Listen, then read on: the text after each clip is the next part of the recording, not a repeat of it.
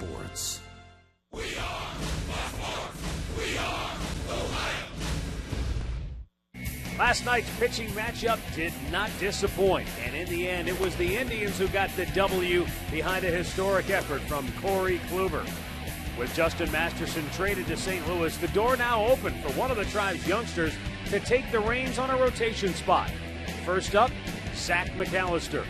We will also have the latest trade deadline news involving the Indians starting next on Sports Time Ohio.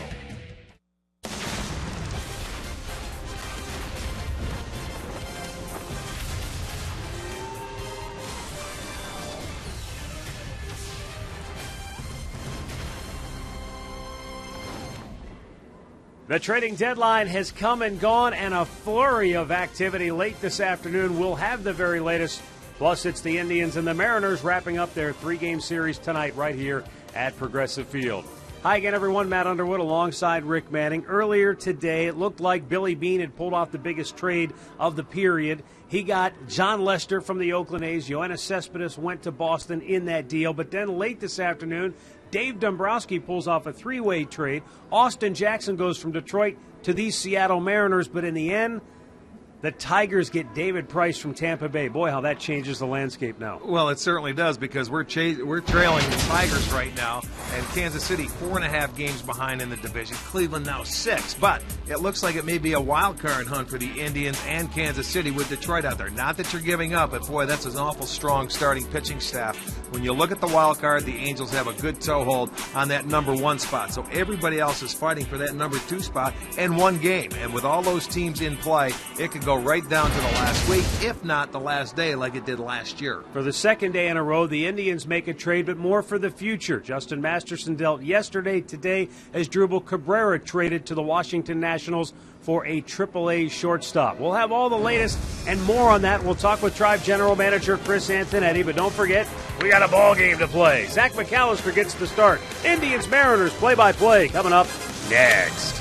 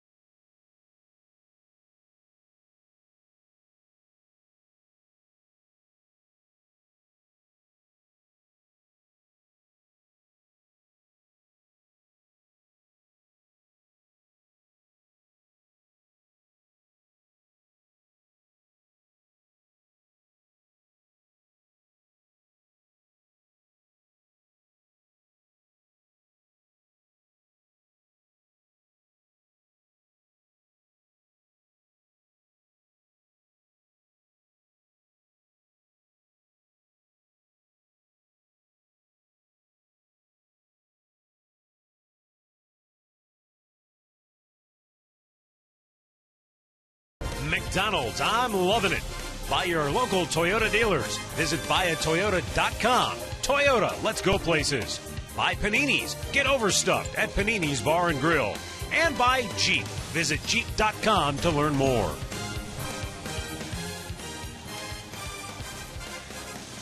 Beautiful night here in downtown Cleveland. Indians Mariners, the finale of the three-game series. Tribe trying to win 2 out of 3 here and get back to 500. To do so, they'll need a strong performance tonight from Zach McAllister. And with more on the Indians' right-handed starter, let's bring in our Katie with him. Well, Matt, tonight the focus for Zach McAllister is number 1, get the ball down. Number 2, he's got to use his breaking ball in a more effective manner. Specifically, throw it for strike instead of chase, and you'll see it in a different count in which you normally do. But the third and most important, with Justin Masterson gone, they really need everyone to step it up, including Zach McAllister, and they need to see consistency.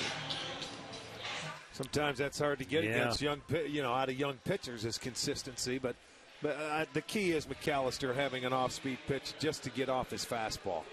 Let's take a look at the lineup he'll be facing tonight for Seattle under manager Lloyd McClendon.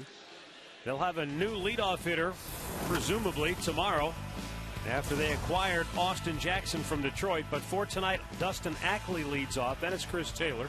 Robinson Cano third. Kendry Morales cleanup. Kyle Seager having a terrific year, bats fifth. Then it's Mike Zunino, Logan Morrison, Corey Hart, and Endy Chavez. For GMC starting pitcher Zach McAllister, who is 3-6, a .565 earned run average in his last start against Kansas City. They gave him a 5-0 lead. He couldn't hold it. He ended up taking the loss in that game. He is 0-2 in his career against Seattle.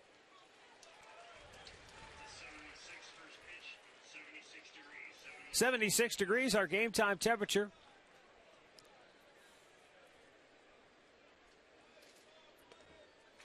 Ackley with a swing and a miss. And it's quickly 0-2. Today's the final day of July, but if you didn't know, you'd think maybe it was the last day of September. What a wacky weather week we've had here at the end of July.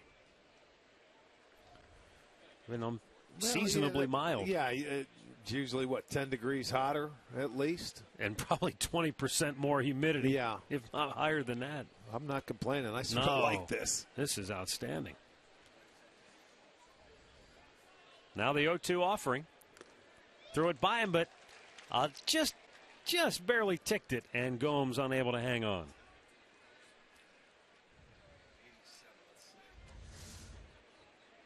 That was a slider there, but he left that one up. You've got to get it down. He's ahead in the count 0-2. You don't want to leave it upstairs. Now McAllister's 2-strike pitch. Popped up foul, back out of play.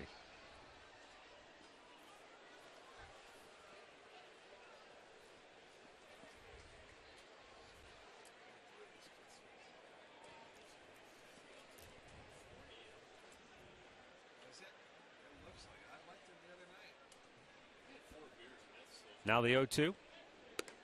Upstairs with an off-speed pitch. Might have been a changeup. The key for McAllister is having some kind of good secondary pitch, because if he does, he's able to get deeper in the game. And when he gets deep, he's successful.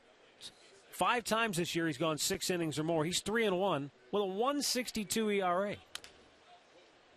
Slowly chopped to second. Kipnis off-balance throw. Got him. 8 times this year he's pitched fewer than 6 innings. He's 0-5 and an ERA of over 10. Yeah. Talk about a stark contrast. Well, it's tough to pitch at the major league level when you're a one-pitch pitcher. I mean, you can show pitches to an offense. Now, this is an offense here, the Seattle team. They're 14th in the league in batting average, 244, 15th in runs scored. Last in the league. But you still have to prove to these hitters that you can throw more than one pitch for a strike.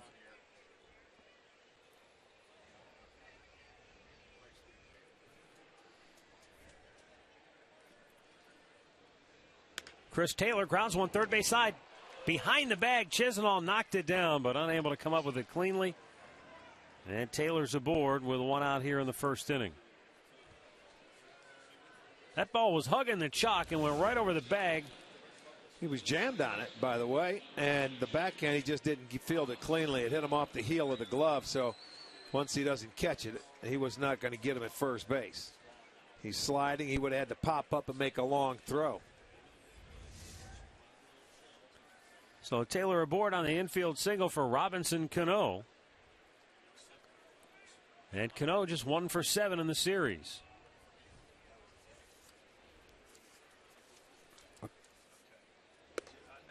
And a fastball misses off the mark.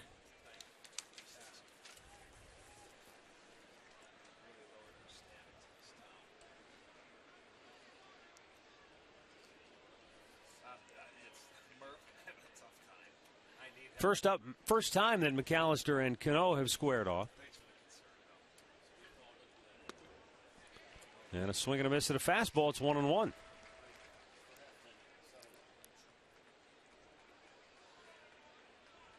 Cano has been a difference maker for Seattle. It will be really interesting to see what kind of an impact Austin Jackson has on Seattle offensively and defensively. Well, I think looking at Austin Jackson and knowing him like we do, there's no question he's one of the best defensive center fielders there.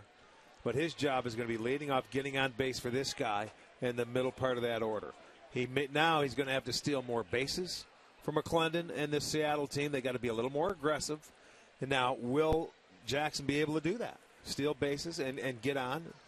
High on base percentage. You know, they took him down and they started hitting him fifth this year in an RBI slot. And then he went in and asked to be put back into that leadoff spot. And he's been playing very well for about the last 3 weeks. Well, Seattle will find out tomorrow when they go to Baltimore. The 1-2 pitch just off the plate. It was a bizarre scenario today, though, with the Tigers playing a game at home. And literally, Rick, I looked up at the clock. There were 7 minutes left before the trading deadline.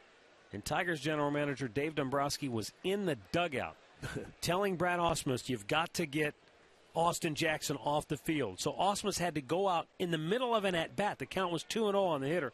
Had to go to the umpire and say, we need to take Jackson out, put Rajai Davis in center field.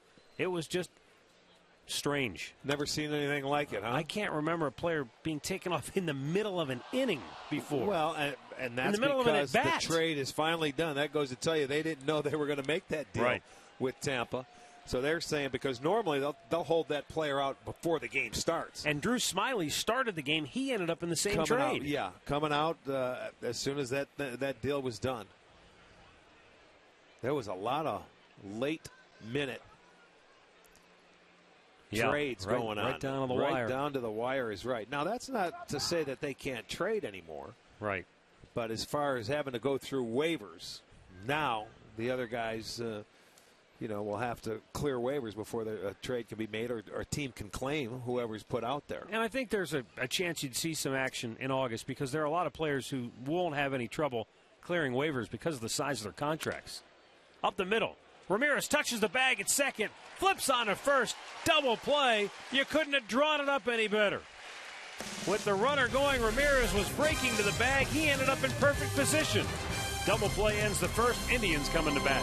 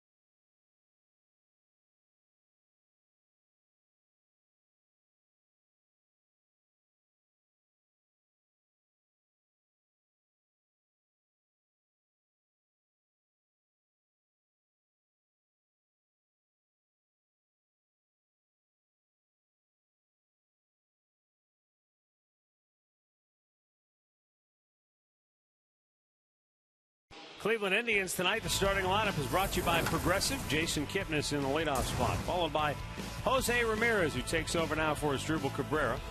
Michael Brantley will hit third. Then it's Santana, Chisenhall, and Swisher. David Murphy, Yan Gomes, who's really been red hot at the plate since the break, and Chris Dickerson batting ninth. GMC starting pitcher is 35-year-old Chris Young, who is having a nice year for the Mariners. You can see 96 hits and 124 in the third innings. He doesn't give up many hits, but the one thing, he will give up home runs. He's given up 18. Very deceptive. He's 6'10", tough to pick up. He's 4-2 over his last 8 starts.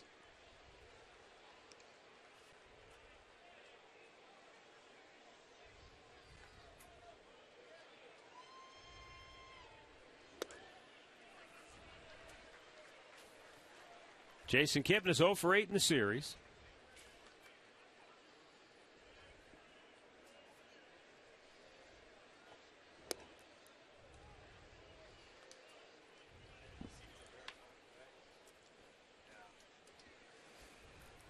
A big guy that is not, you would expect him to throw harder than what he does, but he's very deceptive. It's a really interesting story, too. He was in spring training this year with the Washington Nationals, and at the end of spring training, he was informed that he would not make the 25-man roster. So he was able to opt out of his contract and essentially become a free agent, and then he signed with the Mariners a few days later. Driven to center field, back is Chavez, still going back. He's out of room, and it's going to hit near the base of the wall. Kipnis around second, now slams on the brakes. He's got a leadoff double. Boy, he drove that ball a long way to center field. Normally, when you see the center fielder turn his back to home plate, you got a pretty good idea it's going to be over his head. Well, that's one thing right here. Young throws a lot of high fastballs, and if you can get on top of one, you can hit it a long way, and Kipnis does right there. That'll be Jason's 16th double. He was thinking third, but he's going to pull up and stay at second base. That's how Young will get a lot of outs, is on a high fastball, but Kipnis was able to get to that one.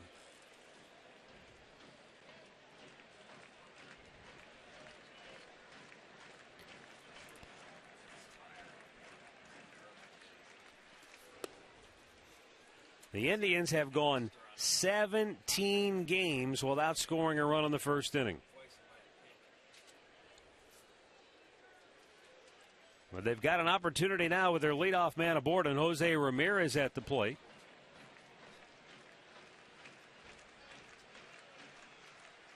And Ramirez trying to bunt him over to third. Young off the mound grabs it. He'll go to first. Ramirez out on the sacrifice. Let's check out the Kia Mariners defense behind Young tonight. Ackley is in left field. Chavez at center. Hart is over and right. Seager at third. Taylor at short. Cano is at second. Morrison at first. Zunino behind the plate. Mariners, 49 errors on the year. They are rated number 1 in the league. Gabe Morales calling the balls and strikes. Angel Hernandez at first. Crew chief Larry Vanover at second. And Vic Carapazza at third base. Seattle brings the infield in now with one out and Michael Brantley at the plate as the Indians try to get on the board first in the first, and it's inside ball 1. Brantley, very good all season long regardless of the situation. But with runners in scoring position, he's hit .340. And he lines a center into center field. And the Indians snap a 17-game first inning scoreless drought with an RBI single by Brantley, his 66th run batted in on the year. And the Indians have a 1-0 lead. And when they score first this year, they're 34-17. Yeah, right man in the right spot. This will be our McDonald's. I'm loving it. There's Brantley. He gets on the high fastball. That's a pitch you can elevate, especially with the infield in. Brantley hits a line drive as usual and gets the RBI, number 66. And the Indians lead at 1-0.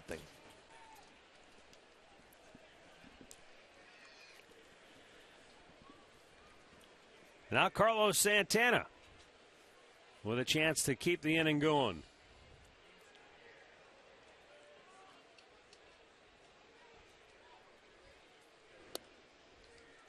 Santana looks at a strike.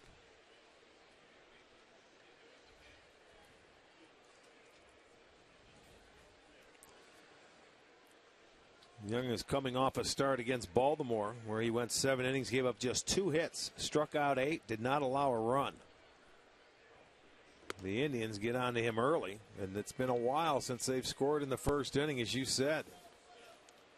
Well, and a key is getting the leadoff man aboard. Jason Kipnis, look, he's filling in. He's just trying to fill the void with Michael Bourne out of the lineup. But when he's been able to get on base, the Indians have been able to score early in games. But it seems like, Rick, and this isn't to put it all on Jason Kipnis because that's not fair on any one player, but when he gets on, they've been able to score in the first inning. When he hasn't, they've gone quickly and usually quietly. Well, not an easy thing to do. You figure, okay, if you can hit, you can put somebody in the leadoff spot. That's not necessarily the case. It's not as easy as it looks. Santana in a good hitter's count, and every time in this series when he's gotten to a 3-1 count, that's when Seattle will shift their third baseman Seager over to the right side of the infield, figuring that in a 3-1 count, Santana not likely to put a bunt down. He's looking for something to drive now. Pulls it foul. Full count. The whole thing right there. He tried to pull it.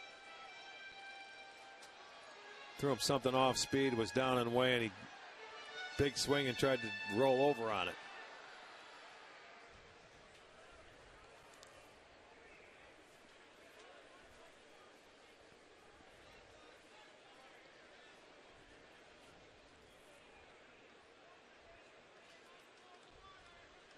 Runner goes, and it's slowly chopped to Cano.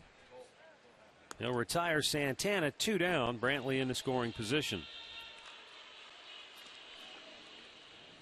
Keys to the game brought to you by Wayside Furniture. For the Indians, a win tonight gets them back to 500. And with the recent trade of Justin Masterson, there's an opening. There's a spot for somebody to grab, and it's McAllister's opportunity tonight. Indians hitters want to lay off the high fastball from Chris Young. Well, they've had, you want to lay off it when it's above the letters, but the Kipnis and Brantley were able to get on top of that fastball, and both of them with base hits.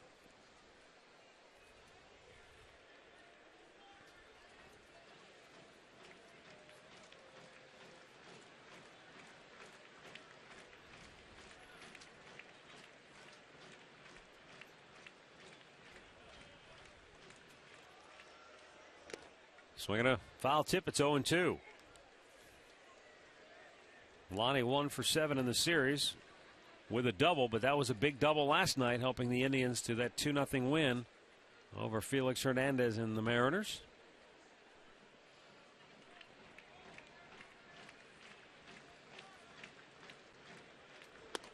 Strikes him out, ends the inning. But the Indians get on the board first. Michael Brantley drives home Jason Kipnis after an inning. It's Cleveland 1, Seattle 0.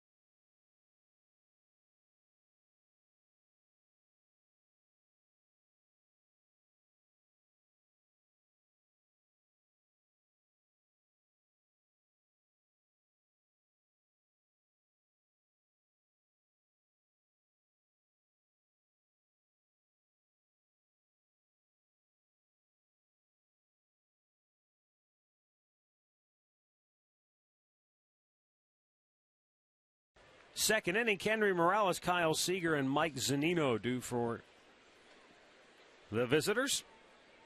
Zach McAllister got a double play ball to get out of the first.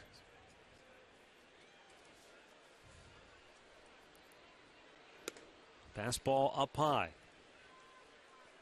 Katie Witham says that Mickey Callaway has talked to McAllister and they worked on literally trying to pinpoint the accuracy of his fastball at the knees or below, because when he gets in trouble, like any pitcher, it's when the fastball is up. Sometimes it's up so much that it's out of the strike zone, so that's no good. And then when you get it down a little bit, then it's in the happy zone. You don't want it there. So they've really worked hard on, look, get it down. And that sometimes that requires a lot of he's a extra tall follow guy. through. And he's a tall guy, so you got to go throw the ball downhill. To create a downward angle to get the ball down. You got to bend that back. You've really got to get out there and get after it. A lot of times he leaves it upstairs, and it's almost like he's spinning on the ball sideways instead of downward. I'm not a pitching coach. I don't know, but you should be able to get the ball down in the zone. That's up. And that's out of play on the left side. You can pitch up with fastballs and be successful, but you've got to throw something down. A changeup, a breaking ball, and prove to the hitters that they've got to look down there for something. And then you might be able to sneak it by him upstairs. If you don't prove you can throw it down, you can't continually throw upstairs. Now the 1-2. That came back over the plate, and again it's out of play.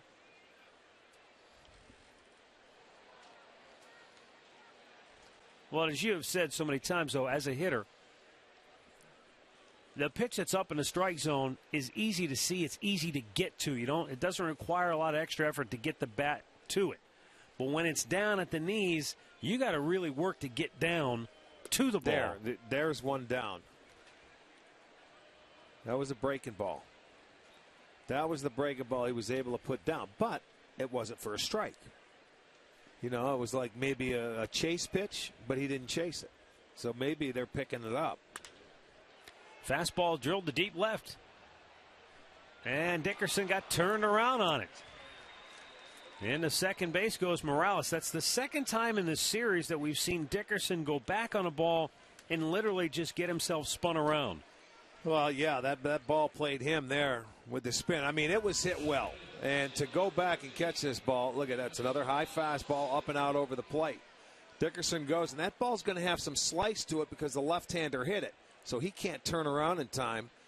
And he turned the wrong way, the initial step, that first step. So that ball gets over his head. That'll go as a double for Morales, his 12th. And it brings up Kyle Seager now. 3 for 8 in the series with a triple.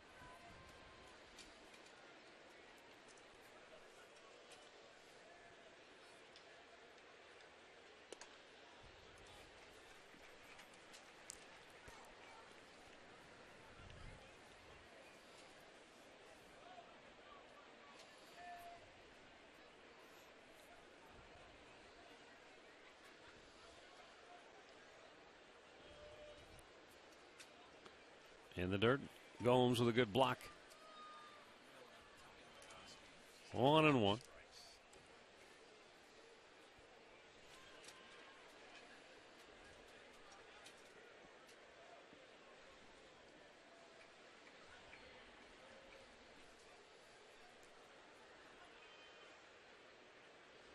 Swung on and missed. Boy, pulled the string nicely that time, and Seager took a wicked cut.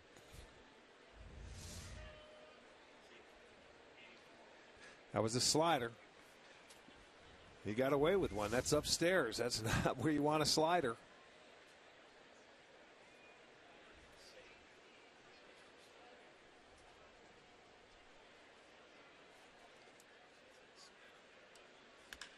Hit it in the hole. Seager beats the shift again. That's at least the third time in this series that he has hit a ball to the vacated spot on the infield. Once it was by bunt.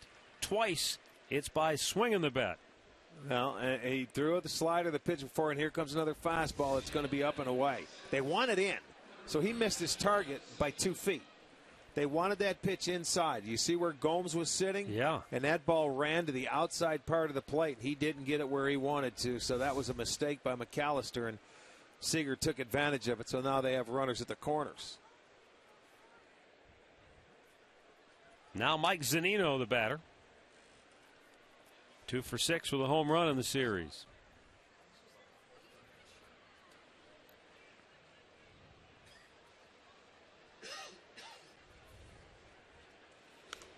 Back out of play.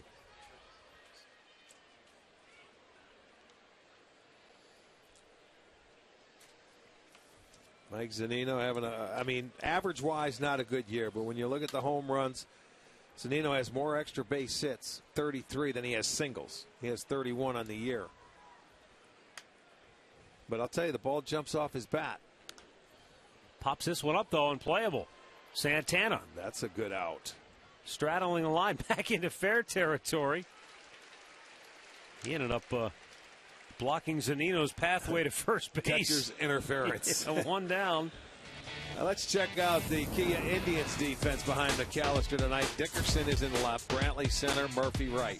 Chisenhall at third, Ramirez at short, Kipnis is at second, Santana at first, with Yan Gomes catching. It's going to bring up Logan Morrison, the Seattle first baseman. We got Francona coming out. I don't know if it's for Dickerson. What's going on? It does appear they're headed that way. Dickerson kind of gesturing, why are you coming out here? But now he's running in to meet him, so let's see.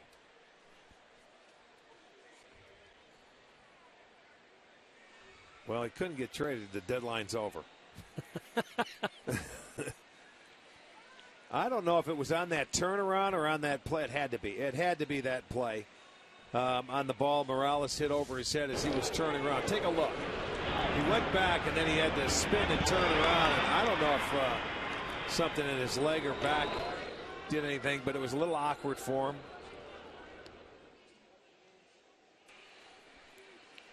He missed a couple of games a few weeks ago, and I believe, if I remember right, it was just a little hamstring tightness, some soreness there. So perhaps they wanted to make sure he was okay. Maybe they saw something that we didn't notice. But he's talked his way into staying in the ballgame. We know that much.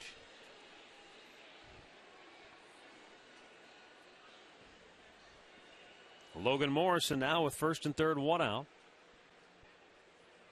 Indians with a 1-0 lead, but Seattle threatening right back here in the second.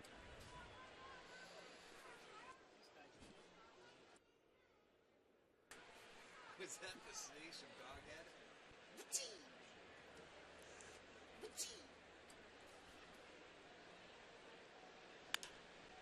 High pop, foul. Of course you're going to test him. And Dickerson, no chance to get to it, but he was full out and looked fine doing it. I think. don't know. I don't know. That's a little ginger. It does look a little gimpy, doesn't it? Yep. Sure does. Just I don't know if it's slightly. his foot, that left foot.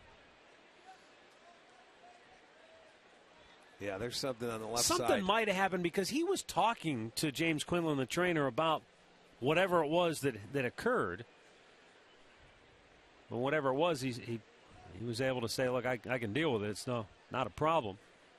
We shall see. We'll keep an eye on it. 0-1 pitch. Drilled. Right field. Murphy makes the catch, but tagging is Morales. He'll come home to score, and the Mariners come right back and tie the game. Morrison's 18th RBI on the year. And 2 down with a runner at first now for Seattle as the Mariners immediately respond.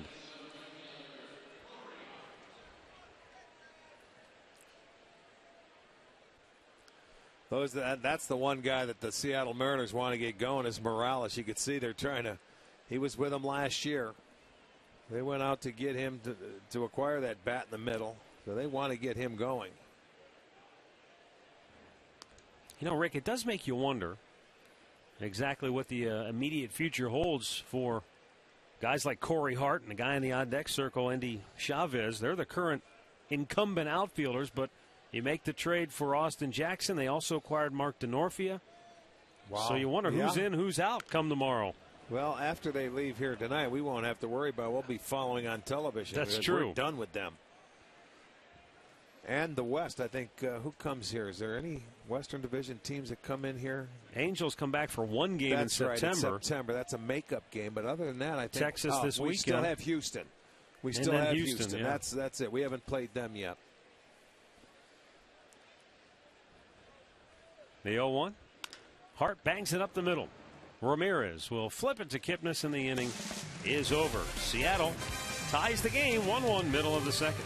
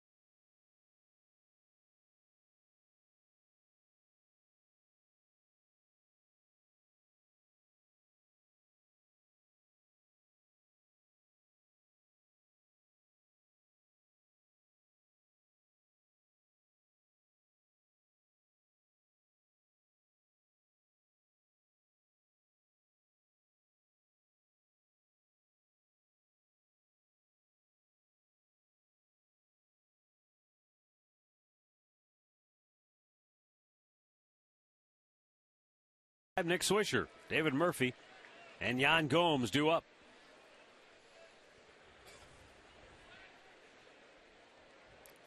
Swisher has had a terrific series. He's 4 for 7 with a double.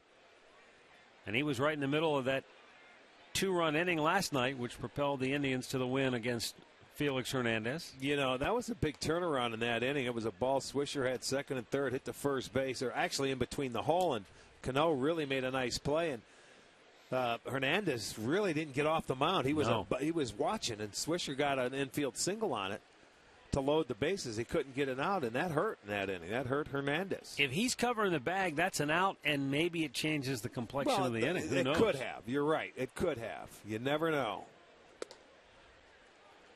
2-1 to count here.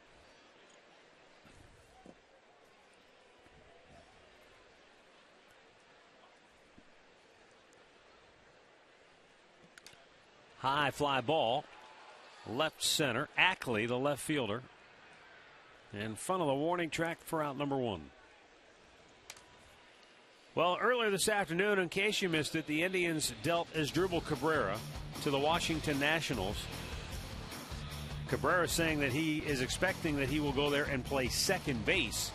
The Indians get Zach Walters, and he's been playing shortstop, second base, third base. Lonnie Chisenhall said he played against him in the minor leagues and remembered him as a good player, good hitter. Guy can swing the bat, so we'll see. Walters is now on his way to AAA Columbus. Look, we all know that Francisco Lindor is pegged to be the future for the Cleveland Indians at the shortstop position. Maybe not the immediate future as in the next day or two or even in the next month. But next year, that could be the spot occupied by Lindor. So with Walters, it might be an opportunity for him to, work out as a utility guy or maybe play a different position or give them depth. Who knows? Murphy scalds one towards center field, and that's going to drop for a hit. Third hit of the game for the Indians, and a one-out single here in the second inning. Time now for our Hear Right Audiology sounds of the game. Here's Asdrubal Cabrera on departing. It's really hard for me, you know. Like you say, I've been here for, all my career here in the Middle East. So it's hard when, you got guys like we got in here, good teammates, and you got to leave. But that's the business, that's the baseball. So it's hard, man. I got my heart really, really small right now. That is tough. Reality sets in. You know, you may think, all right, my name's being bandied around, then all of a sudden, boom, hey, you've been traded. It takes a while to sink in, especially when you've been a place for a while. I think he was trying to not think about it, trying to block it out of his mind, almost like, well, if I don't think about it, maybe it won't happen kind of deal. Because he said yesterday when Masterson was traded, it sort of hit home for him like, uh-oh. Well, and it was back-to-back days. They've had two guys that have been here a while now out of that clubhouse. So, you know, it's got to be a little quiet in there. Yeah. And then the younger guys, I mean, those are veterans that had to teach some of these young players. It hurt Gomes yesterday to see Masterson leave. Yeah, you could see it in his face absolutely. and hear it in his words. I mean, this is where you need somebody to pick you up, and they're going to have to do it themselves and learn. And Terry Francona said, look, you know, and we know Terry loves Mike Aviles and has great faith in him. He can play shortstop in the interim. And Terry really wants to get a look at Jose Ramirez, too. I mean, here's a young guy who, look, with Francisco Lindor waiting in the wings, right. Here's an opportunity for Ramirez to either A, show what he can do for this club, or B, show what he can do for another club that might be looking for a shortstop. And Terry has said, hey, I haven't really seen this kid play shortstop. I've seen him play second and third, but not short, and now he's getting an opportunity. So you have decisions to make on your own. Two-strike pitch hit on the ground weakly towards short, double play ball, and the inning is over. Two complete, we're tied at 1.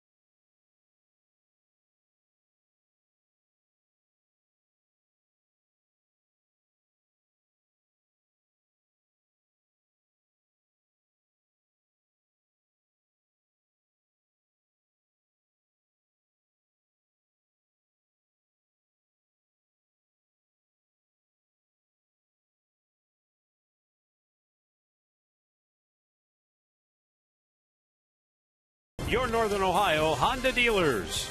By the Cleveland Clinic. Call today for an appointment today.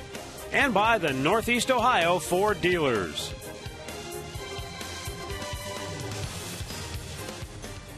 Whatever ailment Chris Dickerson had, it has knocked him from the ballgame. Mike Aviles has taken over now defensively in left field for the Indians as we start the third inning. The first pitch in there to Endy Chavez ran in off the plate.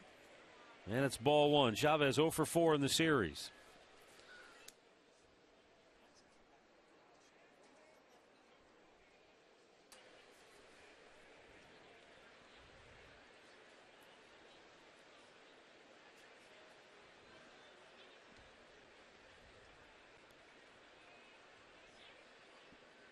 White Sox beat the Tigers earlier today 7-4. It's interesting in that during that game, In fact, I want to say it was in the 9th inning. I know it was late because Joakim Soria was in the ballgame. It was a 4-4 game, and he hit a batter that forced in the go-ahead run for Chicago, and that was during the time in which Jackson was coming out. It all happened at about the same time within the span of a couple of hitters. It was a lot of commotion that inning, huh? Just a bizarre scenario. 2-1 pitch. Hit up the middle. Backhanded. Stopped by Kipnis, but he couldn't glove it cleanly. And as it rolled free, Chavez aboard to start the inning now for Seattle.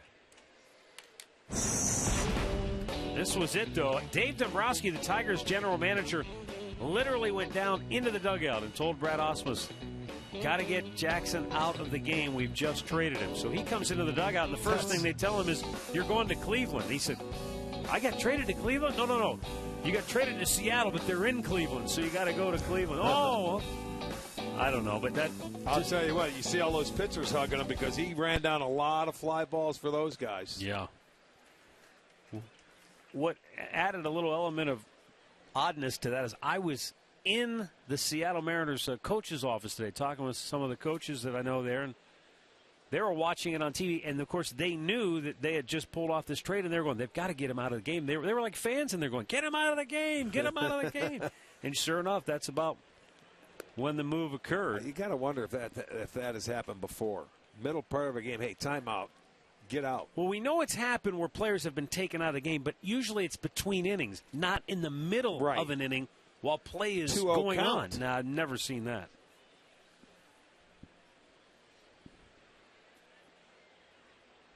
One pitch. Drilled. Deep right. Murphy going to watch it. Go. Dustin Ackley with a 2-run homer, and the Mariners lead it 3-1. Ackley's 5th dinger of the year. This guy has been hot. He's been in that leadoff spot, and he may not be there tomorrow, but I'll tell you what, he is taking advantage of his opportunity. His 5th home run, his 36th RBI. Let's check it out on our Nissan pitch tracker. There's a ball, middle in, and it was on about the middle third of the plate, and he had a nice swing at it, and it was a line drive that got out of here. The 7th home run given up by McAllister.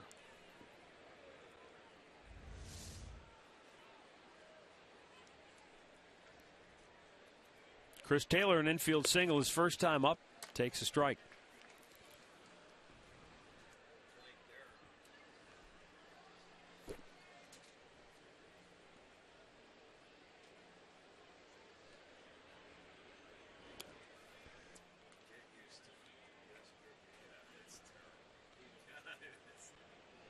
Mentioned I was in the Mariners coach's office. I was visiting with Rich Donnelly, who's been a friend of my family's for years. Rich is from Steubenville, still makes his home there.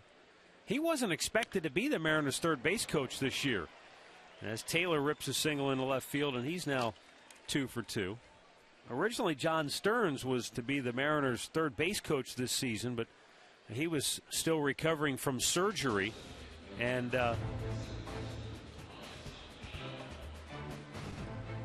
there's a trade, the 3-team deal that took place earlier today. Trying to get an idea who went where.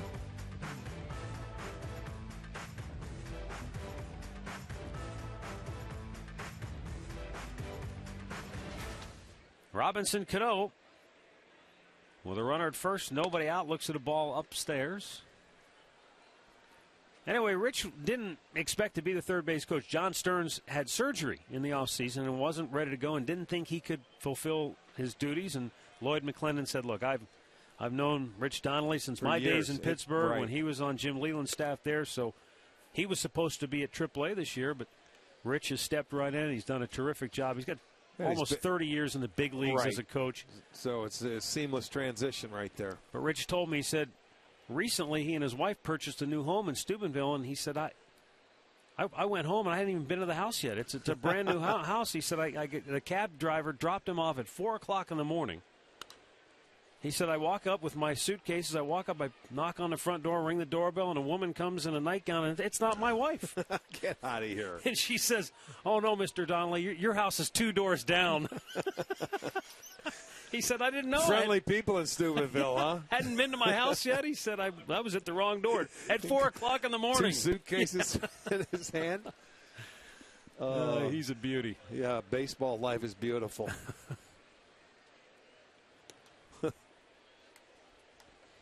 Oh, you're 2 doors down. But your wife said go back to Cleveland because you guys got to win. That was Monday. They traveled in and got here Monday, didn't they? Yeah, they're always traveling in Seattle. The toughest place in the league to travel.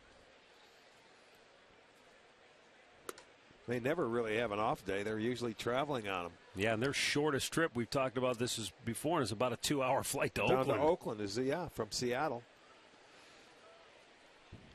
But it's like anything else. After you're there for a while, you just sort of get used to it. I would imagine.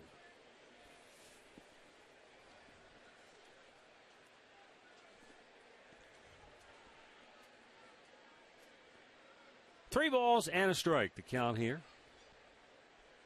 Runner goes, and a foul out of play. Yeah, with Seattle now with 3 runs, McClendon wants to get aggressive. You have opportunities. 3-1 count, start runners. You've got a good hitter at the plate. He's going to try and apply the pressure all he can. He'll start him again. 3-2 with Cano up there. He's good enough to take a walk if he wants it, and also hit a gap if he needs it. He's one double shy of 400. He is sitting at 399.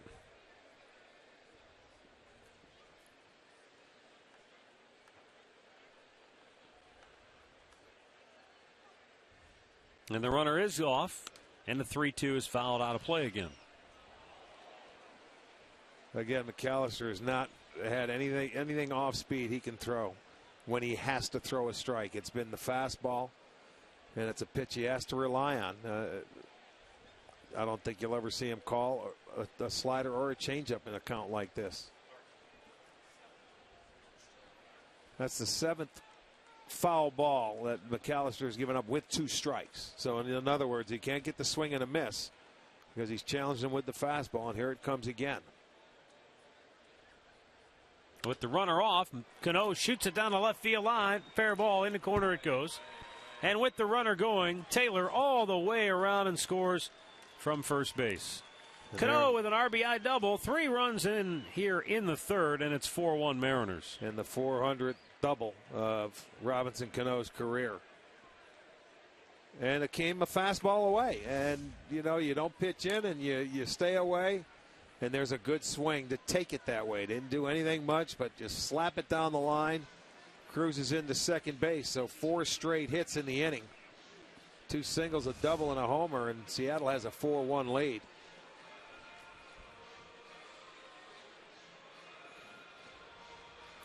And the Mariners, when scoring 3 or more runs, are 50-17. So, with their pitching, this is a tough hole to dig yourself out of, even though you're not facing a Hernandez or Iwakuma.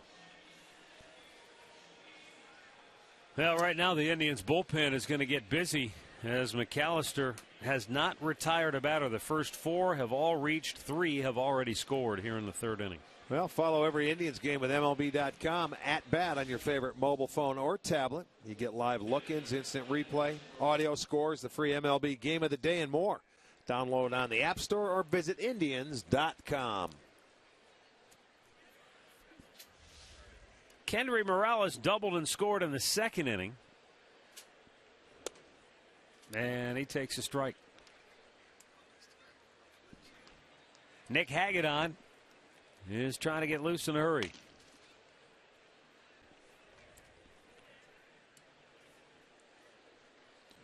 Maybe under different circumstances, Terry Francona would be inclined to say, hey, we'll stay with him as long as we have to here. But because Corey Kluber went the distance last night, basically gave the bullpen the night off. And everybody's a little bit fresher today, so he doesn't want to let Seattle build too big a lead here. And if McAllister can't get out of the inning in the next couple of batters, he's going to go to Hagedorn. Kyle Seager singled his first time up.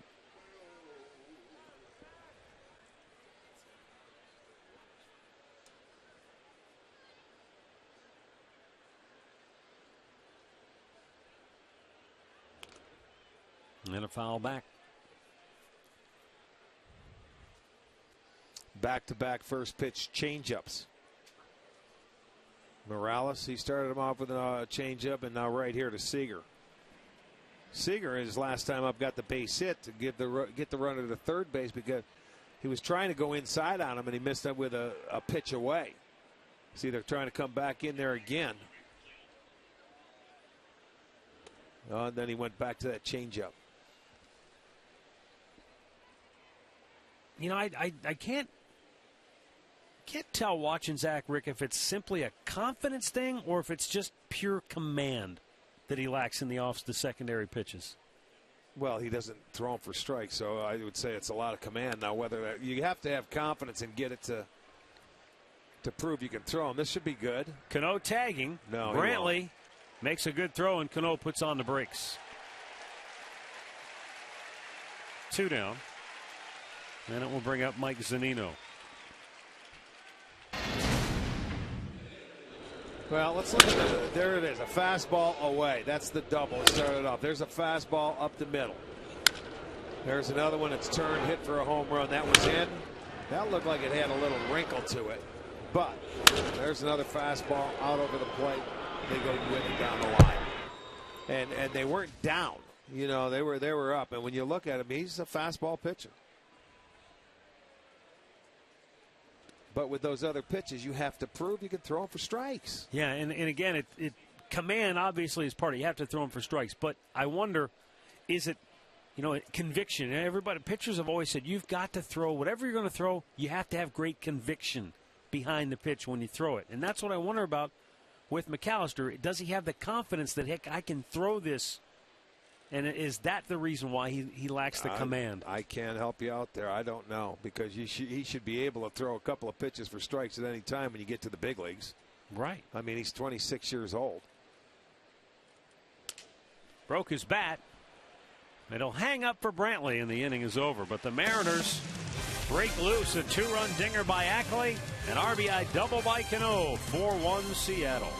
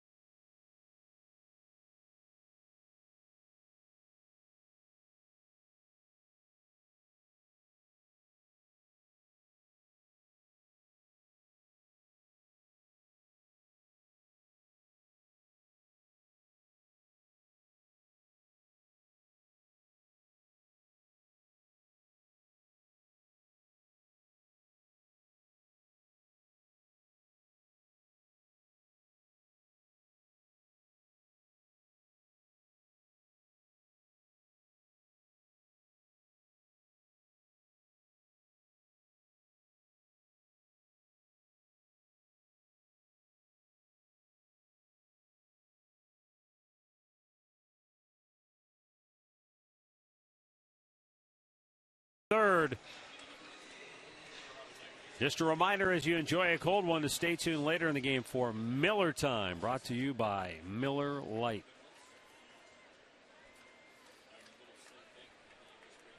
Mike Avila's going to lead off here in the bottom of the third. Not in the lineup when the game began, but he came on for Chris Dickerson, who left with what appeared to be a leg ailment. Maybe retweaked the hamstring, not sure. Well, that usually means you're going to get a couple of hits. When you're not supposed to play, you get inserted into the lineup. Next thing you know, you get yourself a couple of knocks. Upstairs. We'll see if the Indians can respond back to the Mariners. You know, if you can just add one here, get back on the board, get some momentum. We mentioned it, both these bullpens, you're looking at the two best bullpens in the league as far as ERA goes. Seattle #1, the Indians #2. You know, it turns into a 6-7 inning game.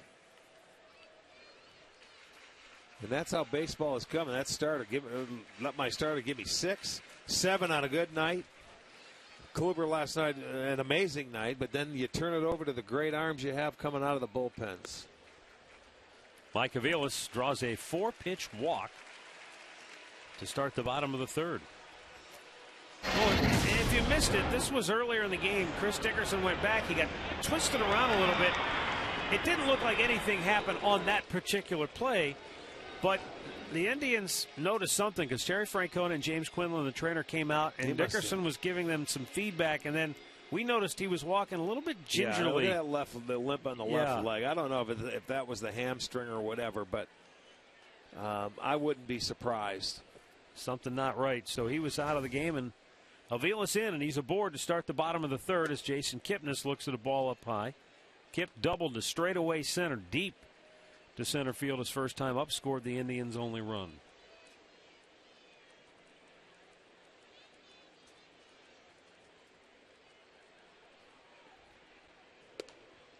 A little bit outside with a heater.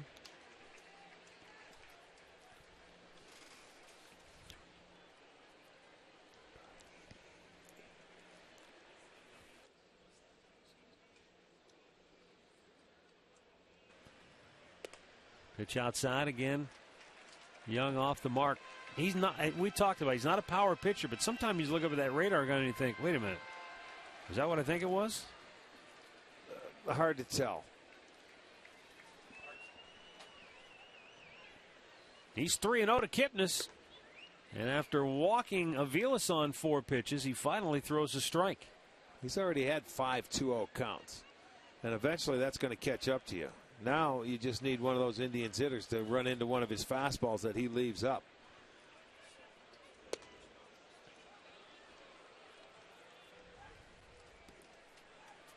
Full count.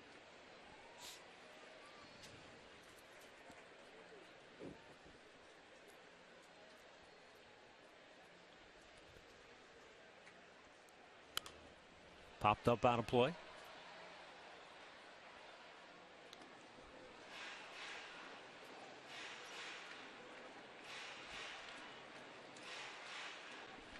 You can see why, Seattle looked at Chris Young and said, here's a guy that could be a good fit for us. He's essentially a fly ball pitcher in a big ballpark. Aviles takes off, 3-2 pitch hit high in the air. Deep center field. Chavez back. He's out of room. It's out of here. Jason Kipnis with a 2-run homer. And the Indians strike back. They close the gap to 4-3. Kipnis with his 6th home run of the year. RBIs number 35 and 36. And he is 2 for 2 on the night. Well, and he ran into a couple of the pitches up, and he crushed that one. Kipnis gets his 6th homer. And what do? They answer. He left one down the middle. Watch this, and about belled high. Kipnis gets right on top of it. The same, he hit that double to straightaway center field. And that's the 19th home run given up by Young. Jason's first home run at home since April 21st. But he's loving it as the Indians are right back in it, now down a run. His 3rd 2-run homer. He is allowed, and here they come. They respond. So that's great right there. They switch that momentum and get it back into their dugout.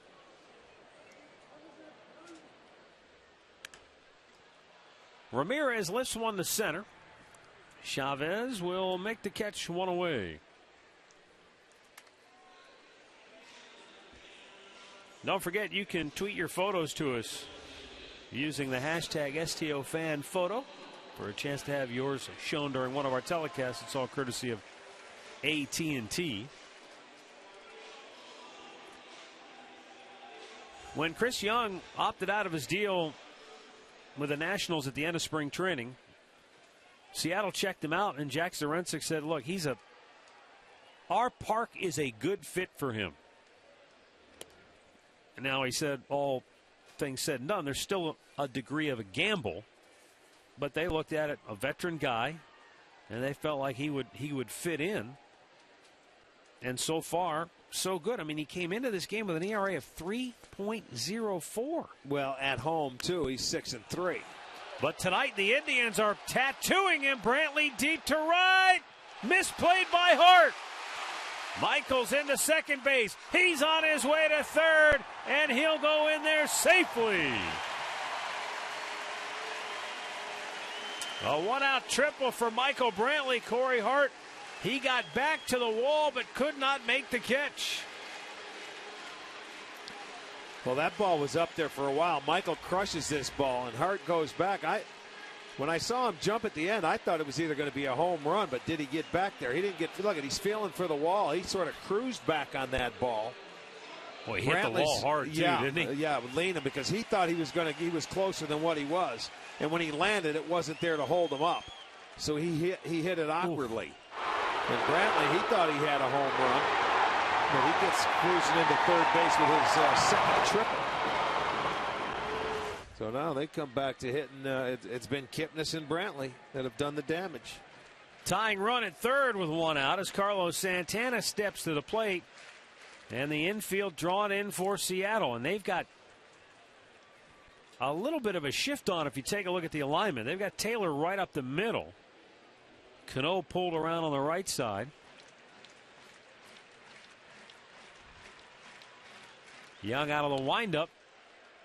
Just missed with that pitch. And it's 1-1.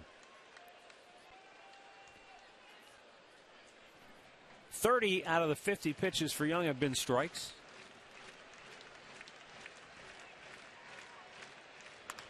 And there's a high fly ball right field. Hart back. He's got room this time to make the catch, but tagging at third is Brantley. He comes home to score, and the Indians respond with 3 in the third to tie the game at 4.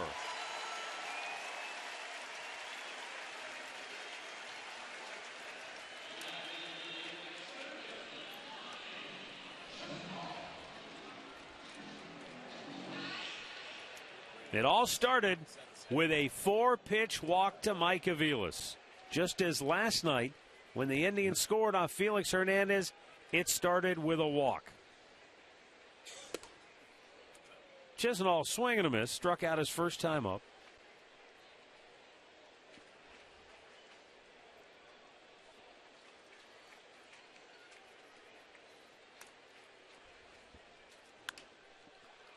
High pop. On the infield, Cano. That'll end the inning. But the Indians roar back in the third. Jason Kipnis goes deep, and we are tied up at 4.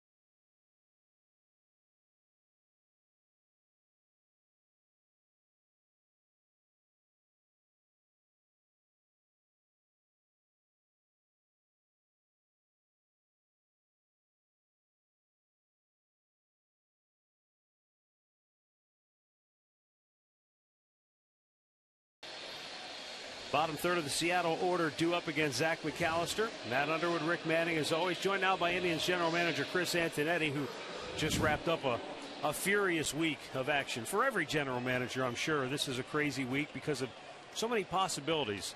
The ones that get reported, and the countless, hundreds, maybe thousands of conversations that don't come to fruition, but you have over the course of a year? I think that's fair to say. I think general rule of thumb, for every 100 conversations you have, maybe you get one done.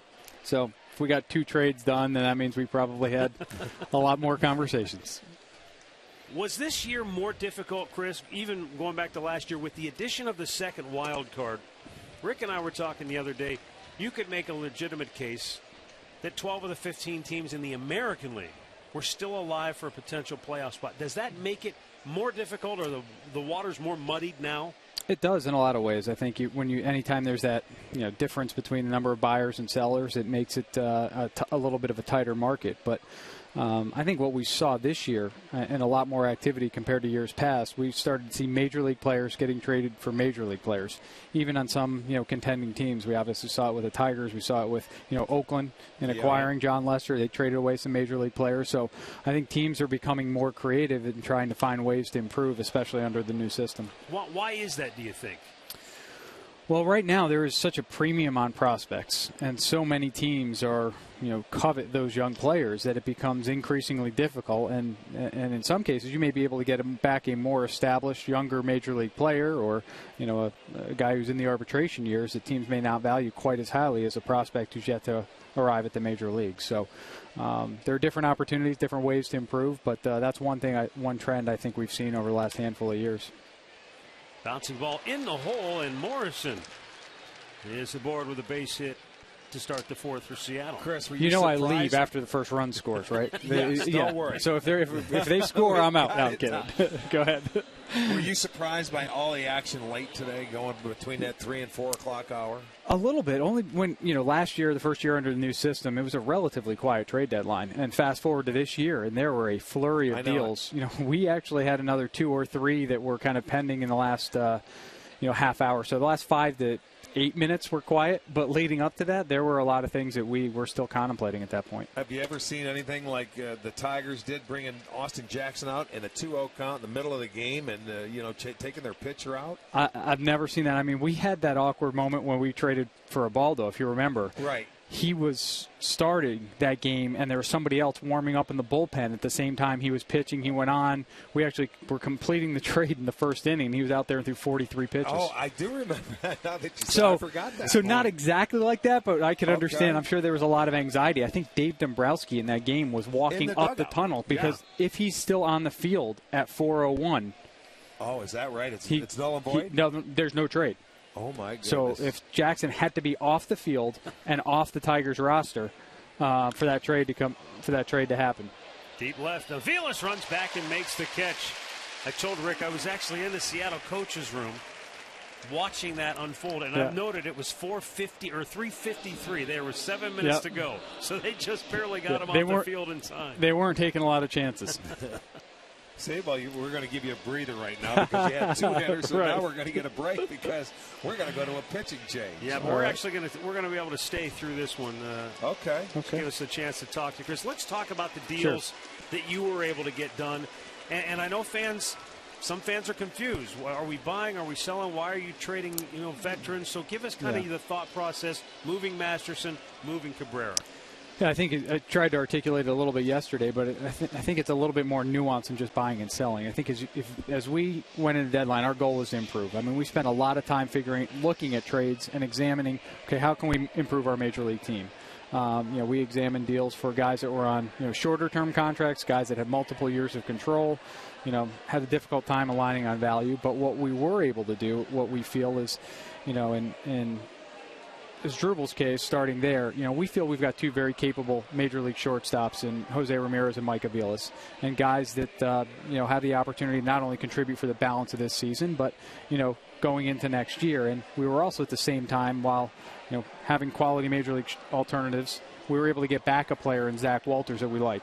It's a switch-hitting middle infielder that's played a lot of shortstop, has played second base, has played third base, a little bit in the outfield with a lot of power. I mean, he hit 29 home runs in AAA last year, off to another big year in AAA this year. Has actually been up at the major leagues for a while. So he is a guy that we think will help us at some point this year and certainly next year. So at any certain position, do you see him at any one place or maybe any one of the three? One of the things that attracted us to him was his versatility. We think he's an athletic guy, a versatile defender. I think one of their coaches said he can play any position on the diamond other than catcher. You put him out there, he's going to be fine. So he's got his most experience at short, again, then third and second, and a little bit of time in the outfield. He'll go to Columbus, probably get his feet wet at second base, get comfortable, have some stability there, then we may bounce him around after that. Okay. Before we talk about Justin Masterson and that trade, let's tell you about the Cleveland Clinic. Call to the bullpen. Nick Hagedorn is coming on now for the Indians. Boy, did he have a terrific outing his last time coming out of the pen. A career-high 2 1/3 innings. And he's always pitched well against the team he grew up cheering for in Seattle, Washington. So hopefully Hagedorn up for the challenge once again here tonight. 1 on, 1 out here in the 4th inning, and Endy Chavez will be the batter as you see Hagedorn coming on for the 14th time this year. And as you talk about the Masterson trade, Rick mentioned it. Two veteran guys who've been here, leaders in their own way in the clubhouse. So that made it probably doubly difficult. Oh, it was incredibly hard. On a personal level, it was incredibly hard. I think to part ways with guys that have been here for so long. And in Strubal's case, he was our longest tenured guy. And, had been here for the postseason in 2007, came up that year, made a big impact. Playing second base, right. Last year last year continued that, helped lead us back to the postseason. So a guy that gained a tremendous amount of respect through our clubhouse for his intensity, how tough he was. He always wanted to be on the field, desperately wanted to win every game. And, that's a presence we're going to miss. And, I'm not sure there's enough kind words to say about Justin Masterson and how good a person not only he is, but his wife Meryl and the family and the impact they've made on the entire organization and the Cleveland community. That's the difficult part of this job. The business part of the job and the personal relationships. But as we told those guys, it's the relationships don't end. The uniforms may change, but the relationships don't end. But in both cases, though, both guys, I think it accomplished two things. One, it helped us, both what we view in the near term moving forward, but also helps them.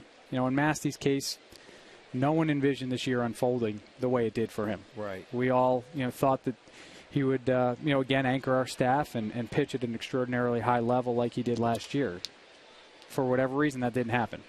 And so this gives him the opportunity to go and start fresh with the Cardinals, hopefully get on a little bit of a run. And in return, we get back an upper-level outfielder that we like. And we think, again, is another one of those players that has a chance to impact our major league team here in the near future. And both these guys were going to be free agents anyway. Right. And Masterson wasn't going to sign right back here because you had talks earlier, and that was going to be tabled. Right. So you get that was in return. That was one of the considerations. As you looked at it, both guys in all likelihood wouldn't have been here beyond this year. And so now we do, in addition to not really impacting our major league team on the field, we were able to get back a couple of guys that will hopefully help us moving forward. Hagedorn facing Dustin Ackley in there for a strike. If I remember right, it was a year ago. You got Mark Zipchinski in a trade in the month of August. So you've been able to make deals in the post non-waiver trading period. Can you handicap the likelihood of something transpiring this year? It's a mouthful to say, by the way, isn't it? That's a hard one. I'm not even sure I know what I'm saying. You got it right, I think. It is in August. It is a little bit more difficult to make trades because players have to either go through waivers or you have to be the claiming team with the worst record in order to be eligible to trade for the guy. So if 5 teams put in waiver claims on a player, only the team with the worst record of those 5 can negotiate a trade. If it doesn't happen, the player has pulled back off waivers and he stays with the team he's on. So it gets more complicated, but every year there are waiver deals. And so we'll be monitoring the waiver wire, and again, if there's ways where we can improve, we'll look to do that. The batter, Chris Taylor, already 2 for 2 with a run scored tonight. Is there one particular position that you really want to upgrade if you could over any other? We actually examined a ton of things. I think we looked at ways to improve our offense. We looked at ways to improve our starting pitching. We didn't spend quite as much time on the bullpen, but our rotation and then finding a way to to improve our position player club were things we spent time on. Obviously with Michael Bourne being down in the outfield, Chris Dickerson has come up and done a good job, but it's a place where we may not have had as much major league ready alternatives. So that's a place where we spent some time. Well, there's a lot of young kids in that pitching rotation now that have an opportunity to open some eyes. Yes, it's like absolutely. a golden opportunity. And unfortunately for McAllister tonight, it didn't work. And in his last start, it didn't work. But this is an opportunity for guys to step forward and show you what they have.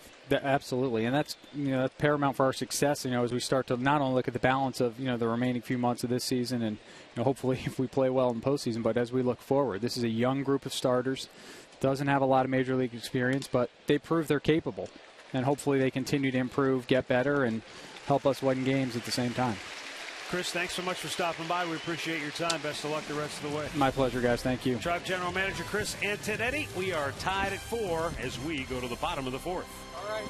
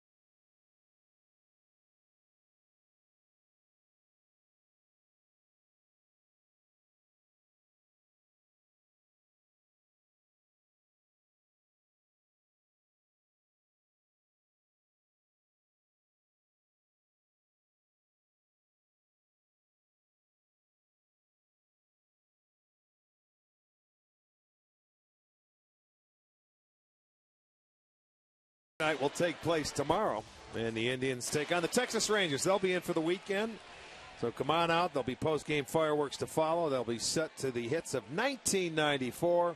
Visit Indians.com for your tickets. And speaking of 1994, Jim Thome was in the house today, wasn't he? He was down in the clubhouse and out and about mingling. Yeah, saw Big Jim. He's excited for the weekend. He should be. You're going to get a statue, dude. You got to be happy. That doesn't happen every day. Only on Thursdays. Nick Swisher, here in the home half of the 4th. Fly to left. His only time up.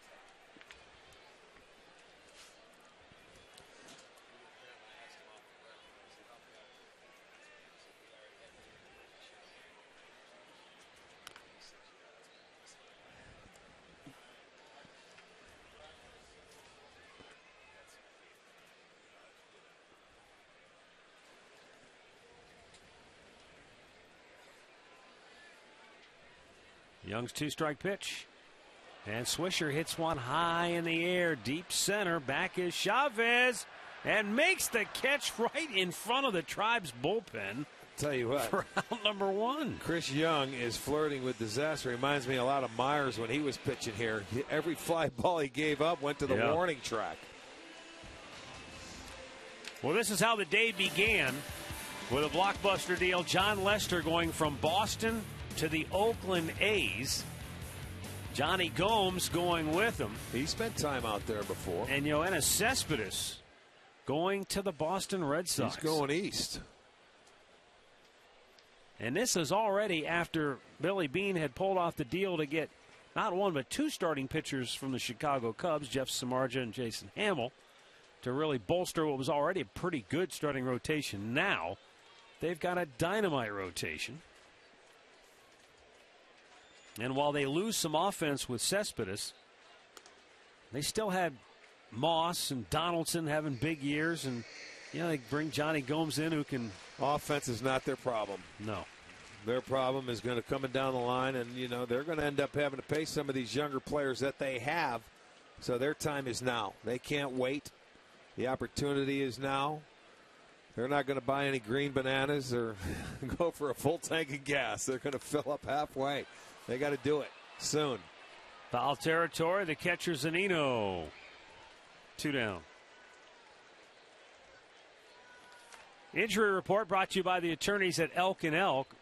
Also, another interesting trade that didn't necessarily generate the same kind of attention, but with Craig Gentry going on the DL, he was hit by a pitch, and I believe he fractured his right hand. So with him down and gone for the near future, the A's went out and acquired Sam Full from Minnesota, right. And they gave him Tommy Malone, who was in the A's starting rotation earlier this year and most recently had been down in AAA, but a very good left-handed starting pitcher. But as you pointed out, Fold can play center field. Right, they needed a center fielder. That's what they were looking for Oakland. Coco's out, their center fielder, and then that's why they got Gentry. They always had an extra outfielder out there in Oakland, knowing that they always going to need 4 because of the injuries they have. Cespedes spends time on the DL. In the meantime, on Saturday, Oakland was planning to give away 10,000 Yoenis Cespedes T-shirts. No, they can still give them away. He's just not going to be around to see them. Not the first time that sort of thing has happened. Back in 2009 when the Indians traded Victor Martinez, it was just a week before his bobblehead giveaway. So, kind of part of the business. If you plan these things, you just never know what might happen. Gomes drills it deep down the left field line. Fair ball. Just inside the line. It kicks past Ackley. Gomes into second base. He's got a 2-out double. Well, with that angle of the wall, he tried to go inside on Gomes. He didn't have enough mustard on it, and Gomes turned on it. And then Ackley overruns that ball instead of letting the ball come to him off the wall. You see up and in? He turned on it, and Gomes likes the ball down, but watch, he overruns it because it hits up on the wall. It's going to deflect back to him. He just didn't know the angle of that wall. And Gomes would have been held to a single, but that ball gets by him, so it's a double. Second double for the Indians tonight. They have now 4 extra base hits, the triple and the home run to go with it. Mike Aviles walked and scored his only time up. 2-out hit here could give the Indians the lead.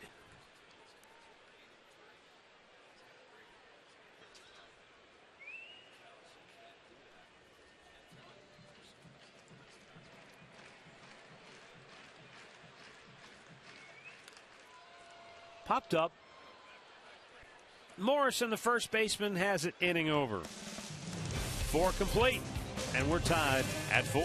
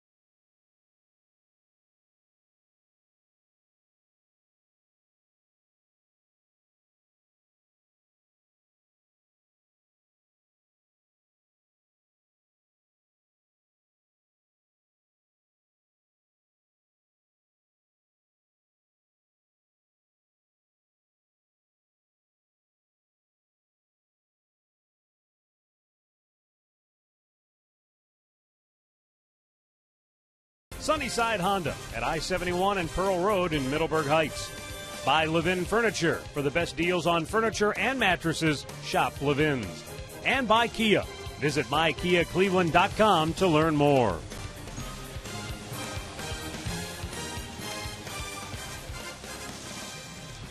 For 4-hour score as we go now to the 5th inning. Cano, Morales, and Seager due up for Seattle. By the way, Chris Dickerson left the game with left knee discomfort. So not the hamstring problem that he had a couple of weeks ago. And again, it might have been, you start twisting, and that's, sometimes you can tweak a knee real easy.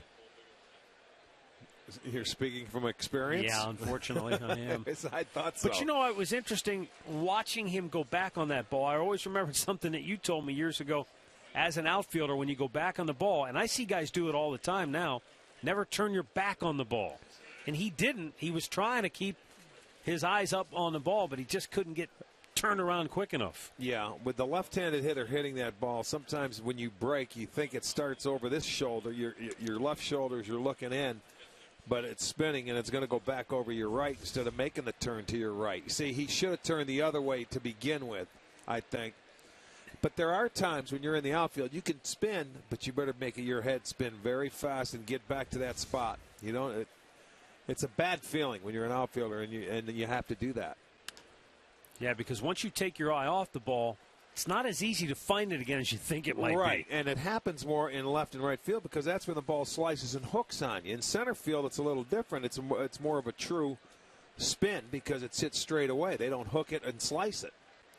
But I think left field has the most slice and hook to it, more so than right. I remember David Justice when he came over here and he was making the transition as from a right fielder to a left fielder. He said that was the biggest challenge he had.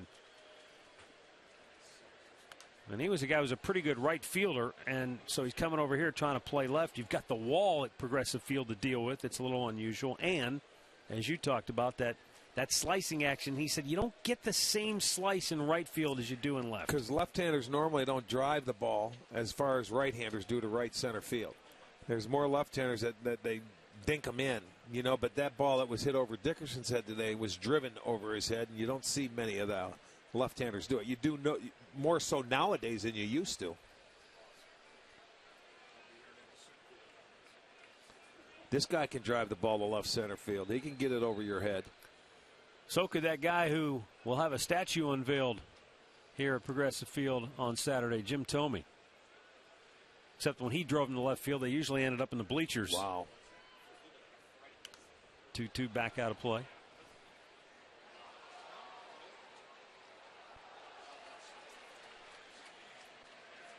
Scott Atchison getting up now in the Tribe bullpen.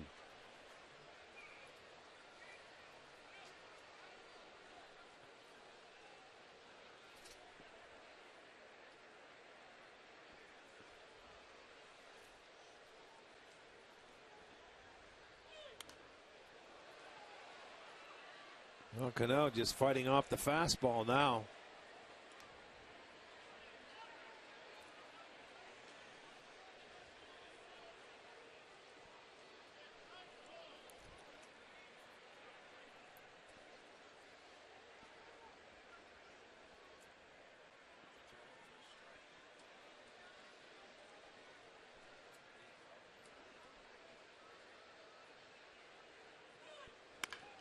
Bouncer to first. Santana has it.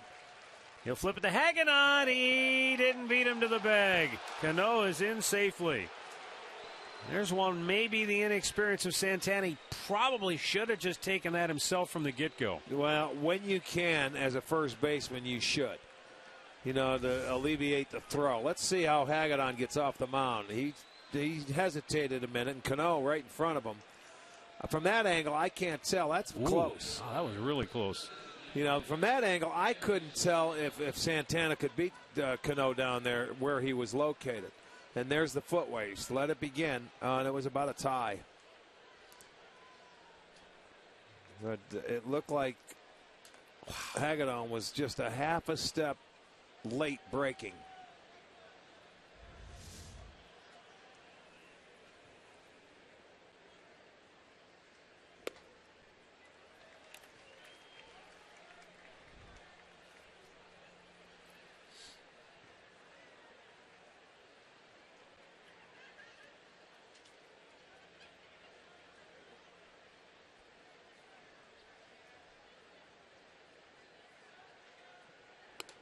upstairs with it. 1-1 the count.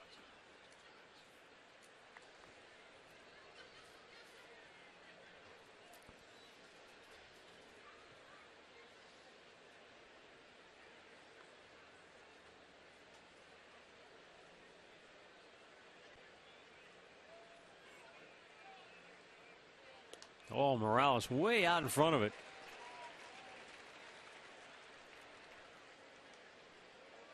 That's where you're looking for the fastball and you swing at it, and guess what? You get the curveball. Can't stop the swing.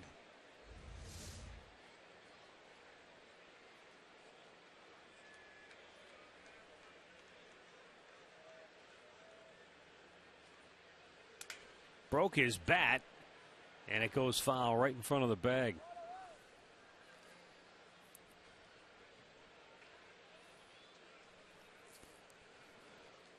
Well, as I mentioned, the Rangers are coming in for the weekend, and on Saturday night, come on out to the ballpark. That's when Jim Thome's statue is going to be revealed in center field. Fans will get a replica statue of it, courtesy of KeyBank. That'll start at 5 o'clock. The gates will open at 4:30. And then STO is going to carry it at 6 o'clock for an hour prior to the game. And then I guess after the game, they're going to show it on the scoreboard before the fireworks start. How about that? Yeah. Full day. No way you can miss it. Hanging on with a 1-2 pitch, and it's fouled back out of play. Well, let's send along a birthday wish to Mary Lou D'Aversa, who is turning 84 today. Mary Lou, happy birthday to you. I want to thank our friends down in the Delaware North. Tom Horvath and the boys brought us up Rally Burgers today. Oh, Rally Burgers. Section 134. Big thumbs up. If you come to the ballpark, go to section 134, get yourself a really good burger. And the chips. Don't forget the chips. Oh, yeah. Did he go? They appeal. No. Boy, that was close. I thought he went around, but Angel Hernandez says no. And it stays 2-2 for Morales. Remember, he waved at this pitch earlier in the at-bat, and the intent was just about there.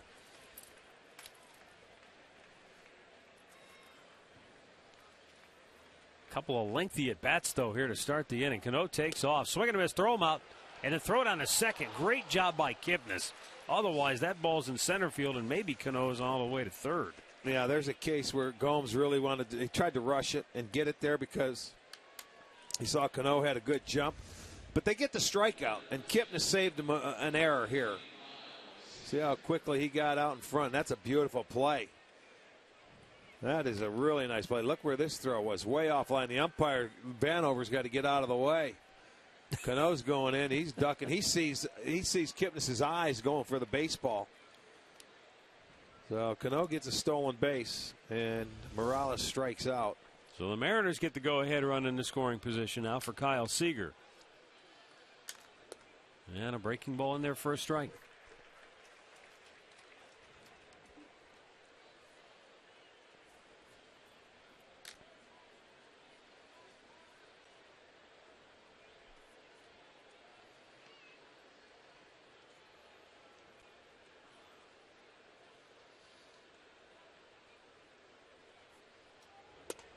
Breaking ball, and it really had some arc to it as it drops over the inside corner for a strike.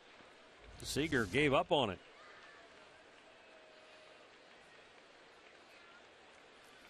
Well, he didn't really see where it crossed because he was turning in like that ball was going to hit him.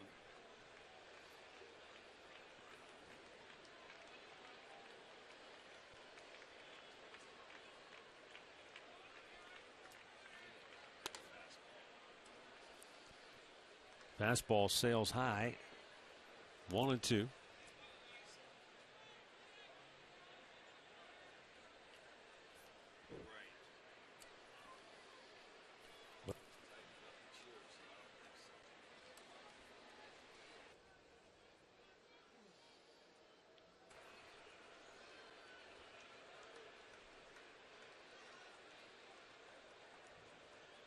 And the pitch. Breaking ball popped him up right in front of the mound. In comes Lonnie Chisenhall. 2 away. Time now for a Mazda game break. Let's send it out to Al Pulaski. All right, Matt, Rick, let's head down to Kansas City where Minnesota is taking on the Royals. And here in the top of the first, Danny Santana leads off the game with the home run. It's the only run of the game thus far. 1-0, Minnesota. Matt? All right, thanks, Al. Nick Hagedorn goes an inning and a third tonight. He'll leave with a runner at second base and 2 down here in the 5th.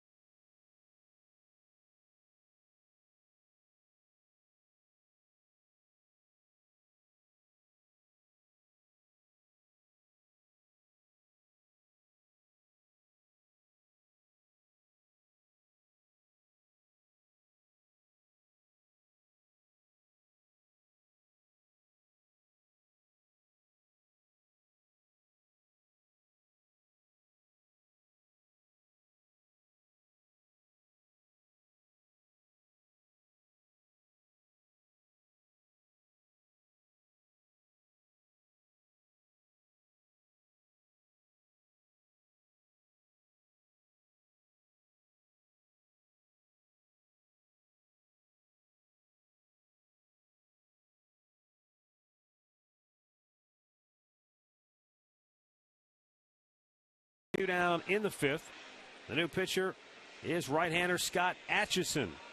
After Nick Hagedorn went an inning and a third, gave up a hit, walked a batter, struck out 1.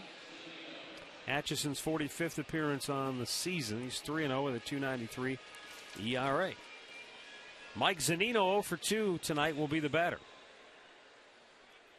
And I'll tell you what a job Atchison has done this year.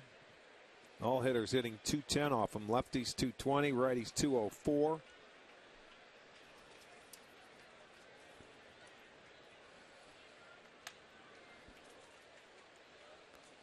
Well, it gives you an idea, too, Rick, of the confidence that Chris Antonetti has in the group assembled in this Indians bullpen. Even with as much use as they've endured this year, he said they primarily focused on ways to improve the offense and the starting pitching, but not really the bullpen. This is the least of his concerns. Yeah. And I can agree with him, the way that they've been used out there. You would like a little more help by your starting pitchers to take some pressure off of it, but that's been the inconsistent part of this team, has been the starting pitchers, including Justin Masterson, who was traded yesterday.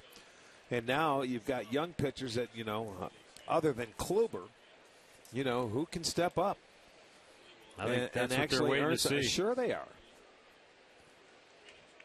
And hopefully they'll step up to Zach again at 3 1/3 innings in this start. That doesn't help the bullpen whatsoever. Danny Salazar's been good last couple of times out. Hopefully that continues. Trevor Bauer, rough start his last time out, but for the most part he's been pretty good. Yeah, they've had 377 relief appearances, the Indians have, which is by far the most in the American League.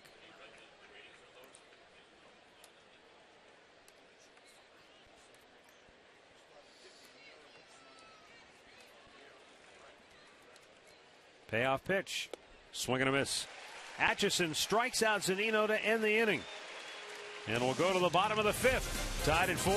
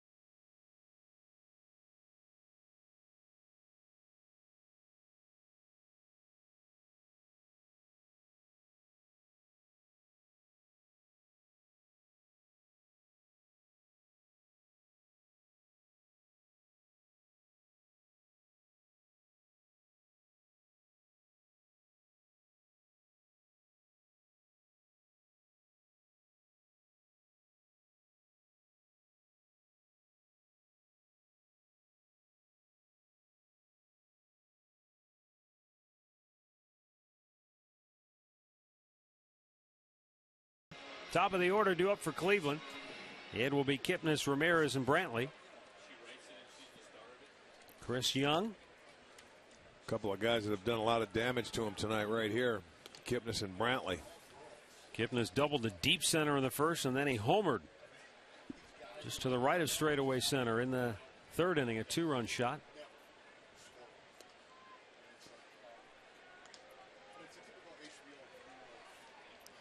That's the pitch right there that takes you off that fastball that he can throw upstairs around the letter and sometimes get it by you. He hasn't been able to do that to Kipnis tonight, so let's see if he stays with that off-speed pitch. He has. Changeup. Cano goes out, and the second baseman has it one away. In-game recap brought to you by your local Toyota dealers. Michael Brantley with an RBI single in the first to bring home Kipnis. Indians led it 1-0, but the Mariners came back with 3 in the third. 2-run homer by Dustin Ackley. They led it 4-1 until the Indians came swinging in the third inning. Bottom half, Jason Kipnis' 2-run homer. Carlos Santana followed with a sac fly to tie the game at 4, and that is where we stand here in the bottom of the 5th.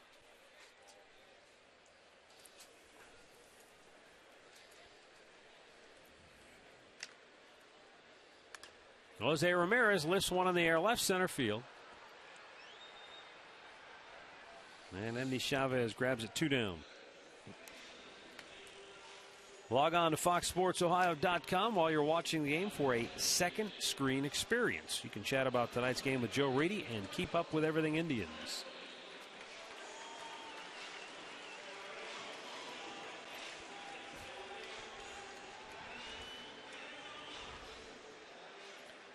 Well, Michael Brantley has had a good night, 2 for 2. RBI hit in the first, and then a triple and scored back in the third inning.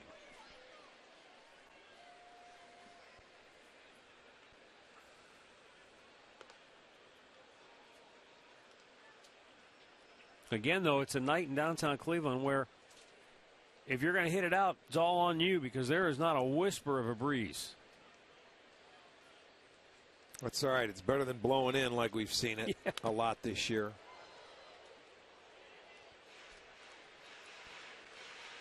Young in his last 8 starts has only pitched 5 innings one time, and that came against Cleveland when we were out in Seattle in June. He only went 5 innings there. He got the win. Gave up 4 hits and 1 run. But, you know, he's gone 7 in the month of July. 7, 7, 6, 6, and 7. Yeah, the last time he pitched as few as 5 innings was that start you referred to, June 27th. So he's done. Although 2 starts ago, somehow he scattered 10 hits against the Angels in 6 innings of work and only allowed 3 runs. That was in L.A. He's pitched much better at home this year. 6-3 record, 2.21 ERA, and 6 of his now 19 home runs have come in Seattle. So that's like you say, it's a more friendlier ballpark for him to pitch in. I think they knew what they were looking for when they scouted him and said, hey, this guy perfect fit for our ballpark. But he's gone out. He also has 3 road wins. You just don't want to give him the white jerseys. You got to give him a gray. Got to go out and pitch on the road as well.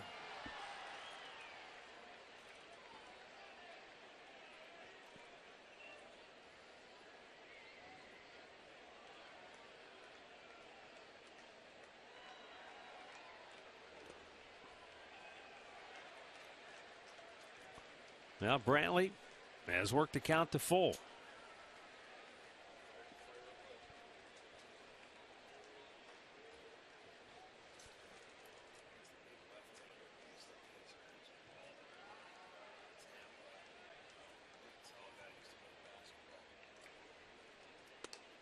Up high, ball 4. 2-out walk keeps the inning alive. I'll guarantee the most popular 2014 promotional items, the Indians promotional pass.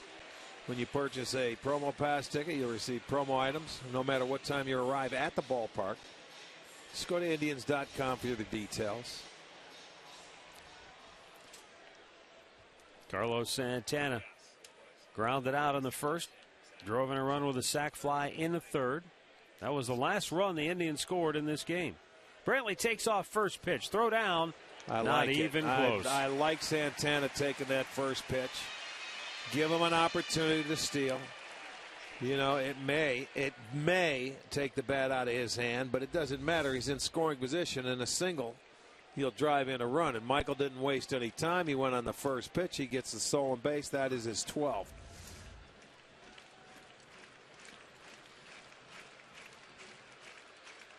They pitch to Santana, and he pops it up. Inning over, 5 complete, tied at 4.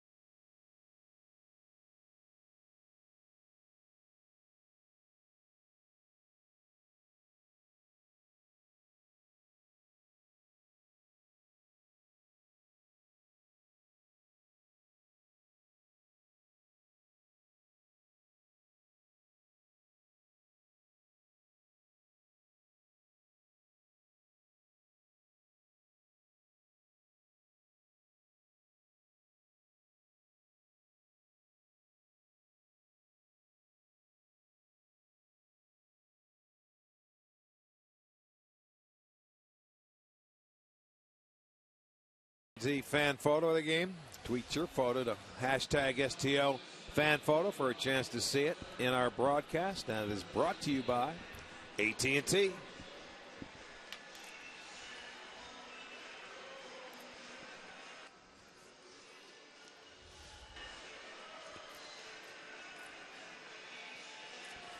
All right, getting ready to start the 6th.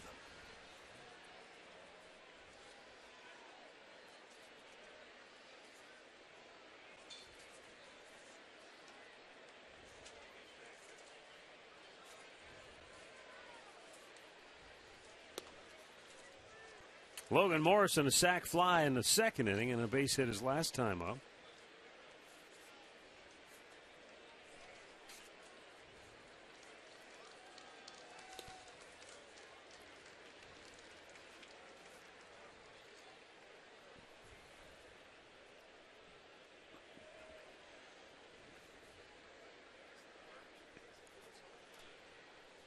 Morrison awaits the 0-2, and it's a fastball up high that he's able to get a piece of to stay alive.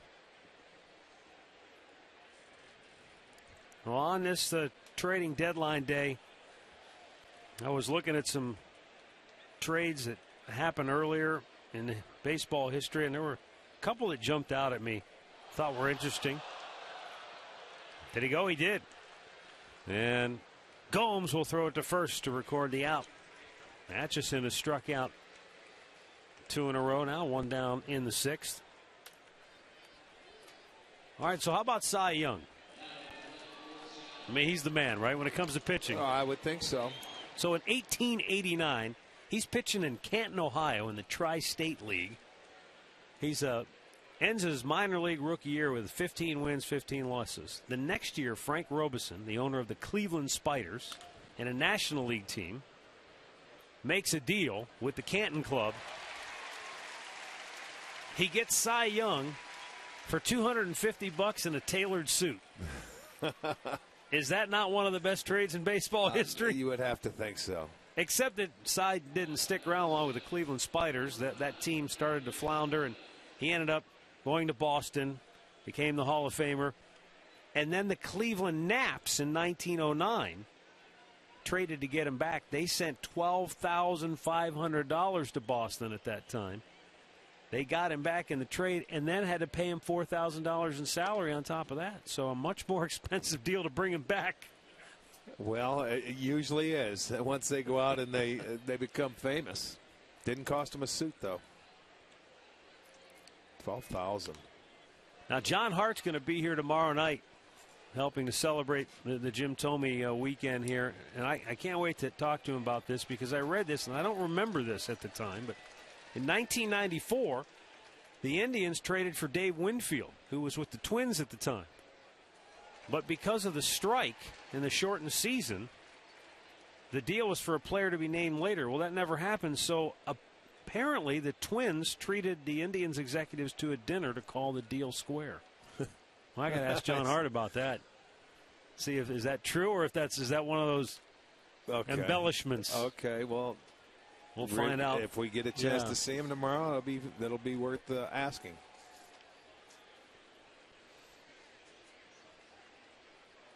2-2 pitch. Line up the middle into center field. A base hit for Chavez.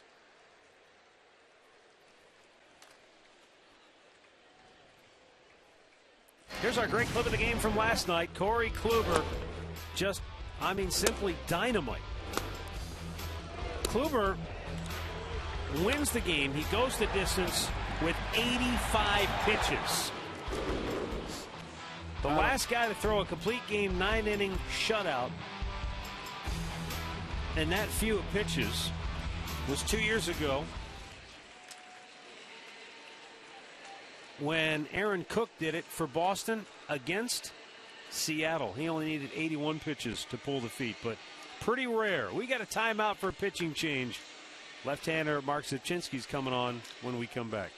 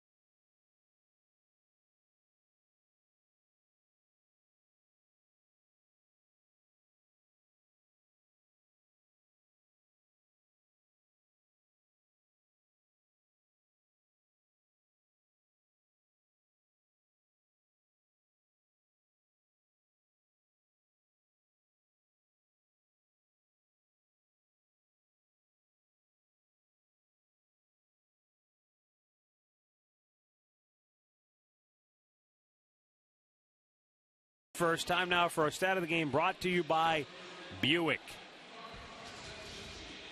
Corey Kluber, Johnny Vandermeer. Kluber, last two starts, he had no-hit stuff. Could very easily be sitting here. No question. With back-to-back no-hitters, but the only guy to do that was Johnny Vandermeer. But look how similar the numbers are. Although the fact that Vandermeer walked 11, Kluber didn't walk anybody in back-to-back starts. You won't see a game or two games back-to-back like Kluber has. He was so good. Good friend of ours, Gordy Lakey, who's a super scout. He's been around the game a long time. He's with Philadelphia now, but he told us before the game that 2 nights ago he watched Texas and New York, and in the 7th inning of that game, the two pitchers, or each side, teams, right, combined for 84 pitches in the 7th inning alone. And Corey Kluber needed 85 pitches to complete the game last night. Yeah. You want to talk about the difference of two nights? He watched that game and he says, man, I need a quick game tonight. He went to the umpires and told them, it's up to you guys to do something. Well, he didn't have to because Hernandez and Kluber were as good as advertised. Maybe better. Maybe better. Well, I don't think we're going to see another game that's pitched that well. 81% strikes for Kluber. He was just spectacular. Everything he was throwing.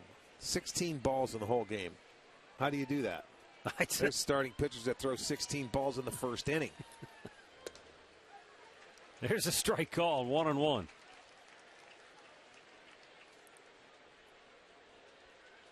What was really impressive is how Kluber had command of everything he wanted to throw last night, too, whether it was throw the cutter, go to the slider, be able to adjust his game plan as the game went along, and still throw everything with pinpoint accuracy. He's the best kept secret in all of baseball right now, is Corey Kluber.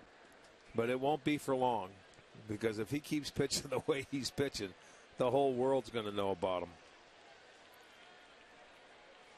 One thing you can count on, it's not going to change him. No, it is not. He's going to do the same thing. He works hard. He throws strikes. He's a grinder. 2 down, runner at first. Zubchinski, 1-2 pitch. Way outside. Ackley hammered a 2-run homer back in the third. Part of a 3-run third inning for the Mariners as they jumped out to a 4-1 lead. Indians answered with 3 in the bottom half of the third inning, but no one has scored since. Seattle has actually out-hit the Indians overall 10-6.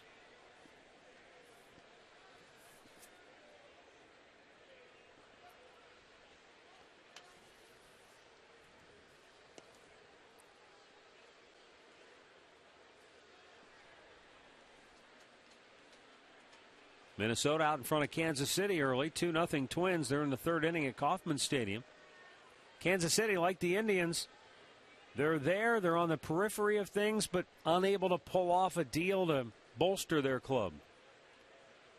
And I think, as Chris Antonetti pointed out, it was increasingly more difficult this year because, A, so many teams are in it, or at least perceived to be in it, and B, because teams just aren't willing to part with their prospects like in years past. He said teams just really holding on to their young players, more willing to part with major league players.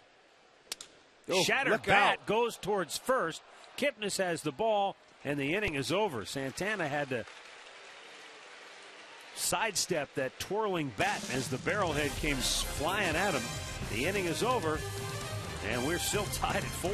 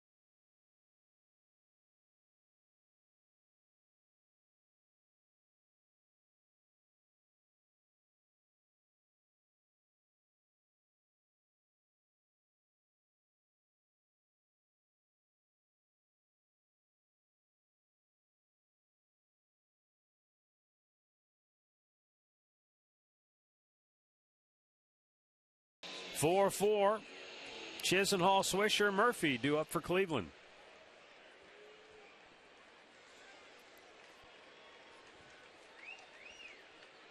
Upstairs, ball 1.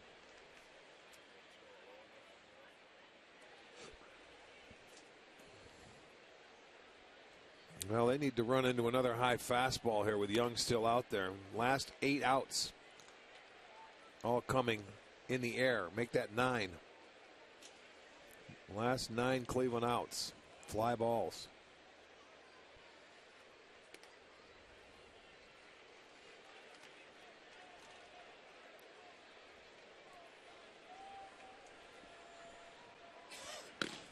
Action in the Seattle bullpen as Young fires, and it's in for a strike.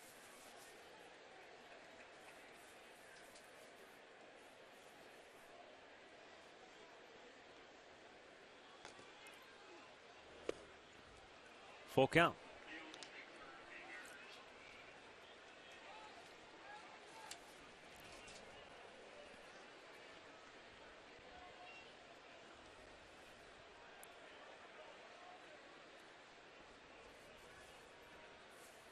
Three-two delivery. Fouled right back. Lonnie was telling me that early in his career, when he was in high school, he was a switch hitter. But he said, I gave up switch hitting because I never faced any left-handed pitching. And he said after a while, it was just like, well, what's the point? I did the same thing. You know, yeah, you don't face them, so. He said the only regret he has is that it's not like you face a ton of left-handed starting pitching. But he said, boy, when they go to that bullpen in the 7th or 8th inning for that matchup special, no. I wish I could switch around and still had the ability to do that. But still now, if you're a good hitter, this year he's proven, hey, he can hit left-handers. Yeah. You know, and it's finally come. I mean, he had an opportunity. First of all, he didn't realize he was going to stay up at the big leagues, you know, to play against righties all the time. But this has been a breakthrough year for him against left-handers, against all pitching. And, you know, it's just a matter of getting yourself some confidence and being allowed to stay in there and hit against him instead of getting pinch hit for. And then you make adjustments and you develop, hey, all right, I'm having a tough time seeing the ball. Let me go the other way. And he started to use the whole field a lot more this year as compared to being a pull hitter. So this has been a breakthrough year for Lonnie. Drilled foul down the right side. You know, you've been waiting for him, and you hear all the things. He's got nothing to prove down at AAA. It's just a matter of carrying it up here, and it took Santana playing third base and almost taking his position away from him to do it. So he found out, hey, I've got to fight my way if I want it. And guess who the third baseman is now? He's responded very well to the challenge. You're right. You know, sometimes that happens in this game. The competition that makes you a better person, you give up. And now it's benefited Santana because he's gone over to first base and become a better first baseman than he ever was a third baseman. So it's really helped the whole team. 3-2. Rip foul again. What an at-bat for Lonnie Chisenhall. These people down the right field line better put on some gear. Already 12 pitches in this at-bat. 7 straight fouls. Again the 3-2. In the air, left field, coming hard, AT CLE, and he'll make the catch. Took 13 pitches, but he finally retires Chisenhall for out number 1.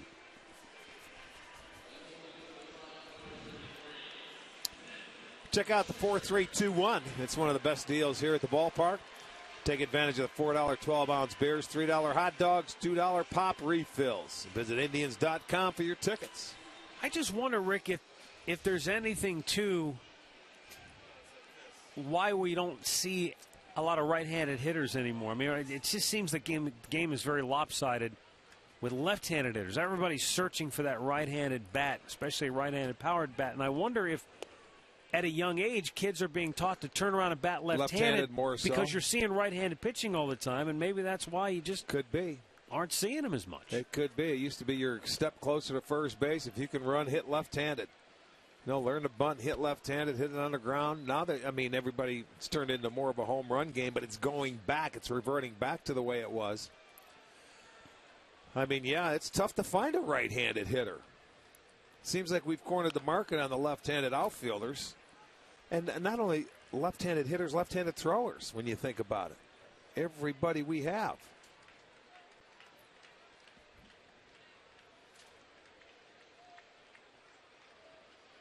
One ball, 2 strikes. Just glanced off the bat foul.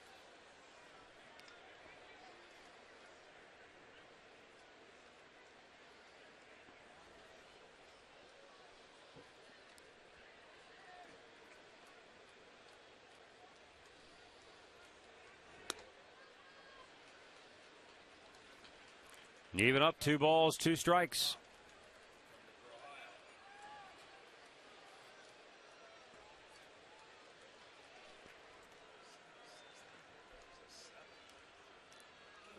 Ripped down the right field line. That is a fair ball into the corner. Swisher on his way to second, and he'll glide in with a 1-out double. His 5th hit in the series, 2nd double. That time Young came with the slider, and Swisher was all over it. Yeah, breaking ball, and he keeps it fair. Looked like it hit just off the line in fair territory. Right on the line, as a matter of fact. And I think that's going to do it for Chris Young, that double right there. 7th hit for the Indians. They have 5 extra base hits, 20th double for Swish, and that's going to do it for Chris Young. Well, 100 pitches on the night. Young will exit. He is responsible for the runner at second base in a tie game.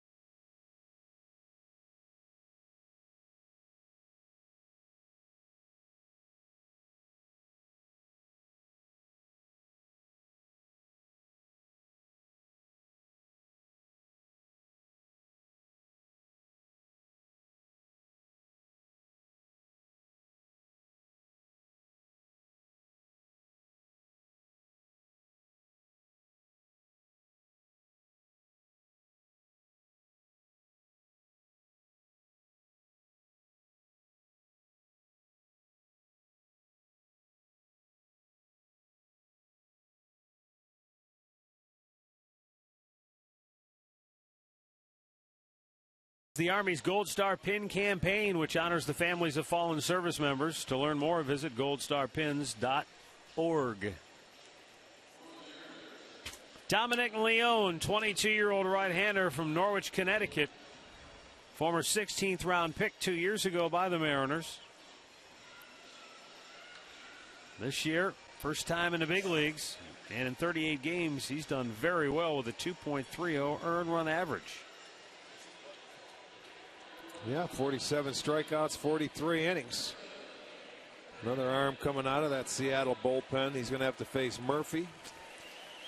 Go ahead run in scoring position for the Tribe. They have 7 hits tonight, 5 of them extra base hits, 3 doubles, a triple, and a homer. Ball off Chris Young.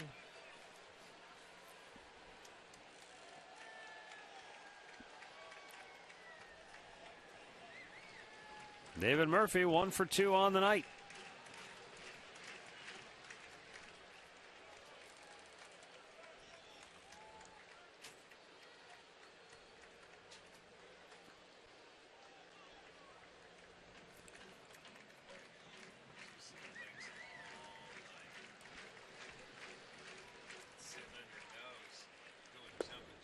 Low and away.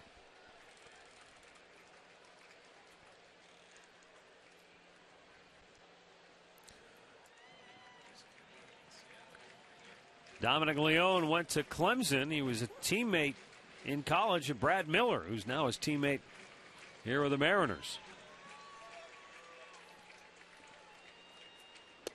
That ball had some wicked movement down around the knees, 2-1.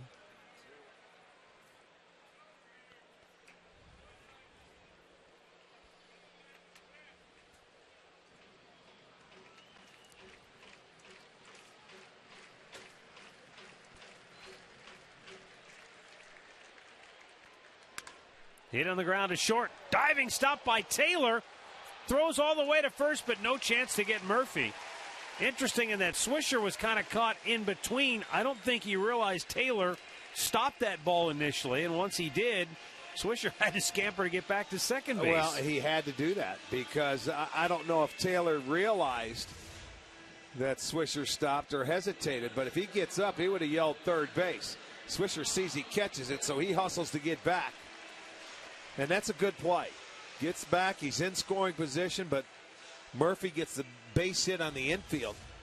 I don't know if he would have went to third if Swisher was going there, if he even saw him or not, but you can't take that chance because you're in scoring position.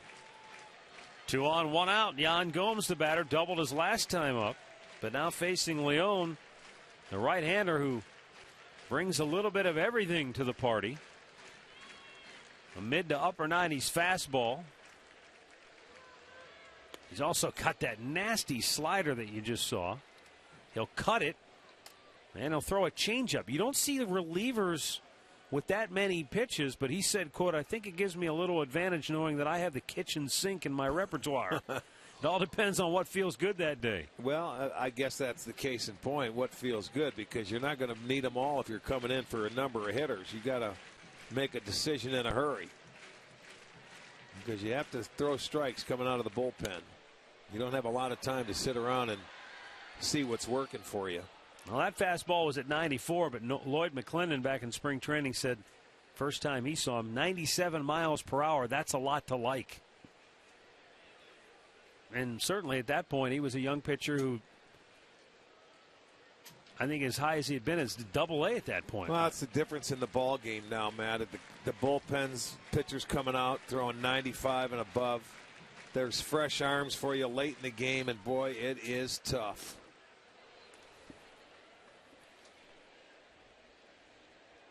From not just one side of the plate, but from both sides. Charlie Furbush, he is up. He's getting loose. I mean, Leon went from Double-A to the big leagues. Never pitched at Triple-A. Oh, you can do that nowadays when you have an arm like this. You can bypass a level.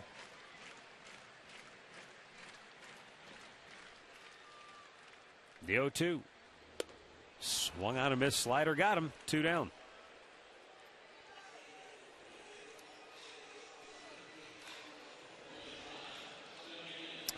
Just watch the break of this slider. And he gets Gomes to chase it. This will be on our Wendy's slow motion replay. Look at it. It's almost like a curveball. It's got the depth that it goes straight down. You know, I don't know if it's a slurve, a curve, a slider. It's got a lot of break to it. It's hard, it's sharp, and it's tough to lay off, and he gets his first strikeout. Mike Aviles walked and scored in the third, popped up on the infield in the fourth. That was with 2 outs and the go-ahead run in scoring position. So he's in the same spot here in the 6th now.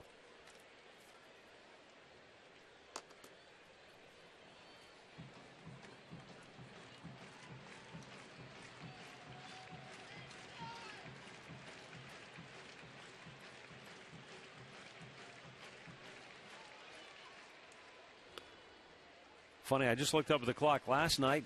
We were already done and doing a wrap-up show. Yeah. Don't remind. Well, you don't see games like that anymore. 2 hours and 10 minutes, quickest game of the year. And we won't see another one like that, I don't think, again this year. You had 2 pitchers locked up into it. It's like a day off last night when you watch that game. We're in the bottom of the 6th. It's a good game, though. It's a 4-4 ball game. Both teams came out scoring at will early. Now both teams struggling to get that big hit to break the tie. Well, it's a bullpen game now. Turns into the bullpens, and you have 2 of the best here in this ballpark tonight. So we may nestle in and play maybe 14 tonight if you want. Let's stay a little longer.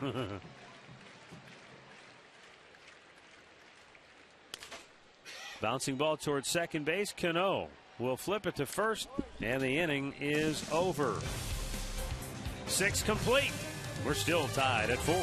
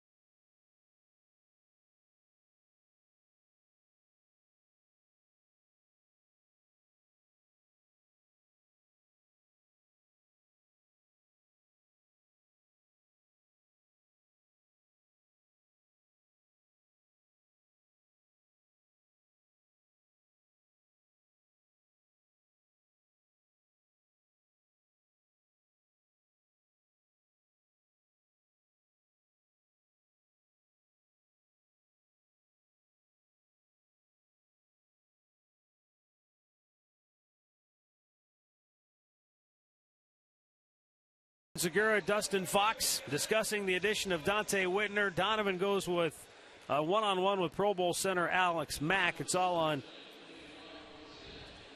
Browns training camp daily after the ball game and following Indians Live.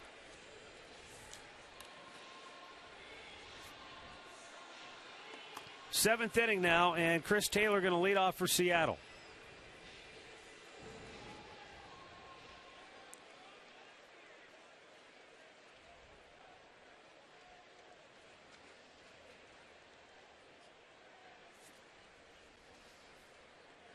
Chris Taylor, 2 hits, a run scored. And takes a strike.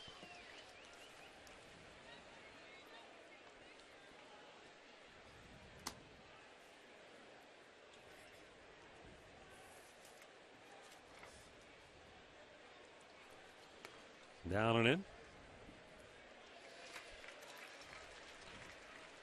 Call that a strike.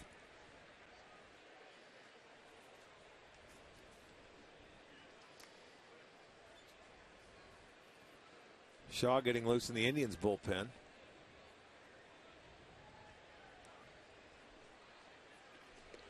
Bounced it in there. Yeah, that hit way out in front of home plate. It almost skipped the other way, or might have hit him on a one hopper.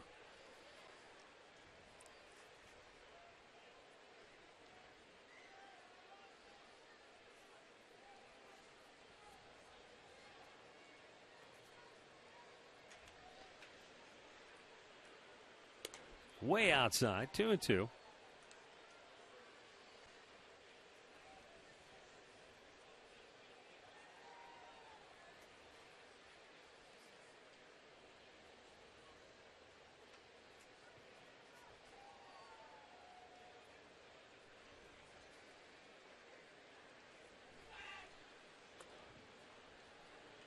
And now Zipchinski trying to get him to chase one, can't do it.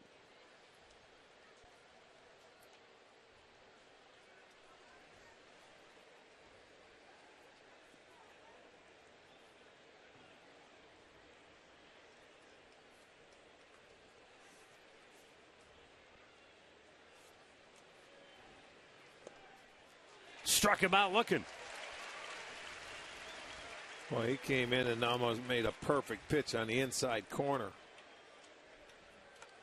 And Taylor took it, and I mean, it is right where it has to be. Perfect pitch.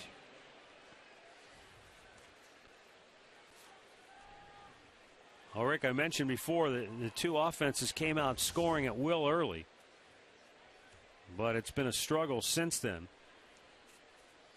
Since each team scored their 4th run tonight, they've combined to go 1 for 11 with runners in scoring position, but no RBIs.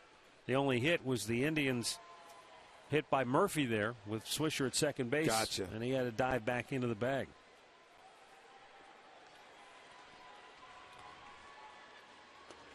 In there for a strike to Cano.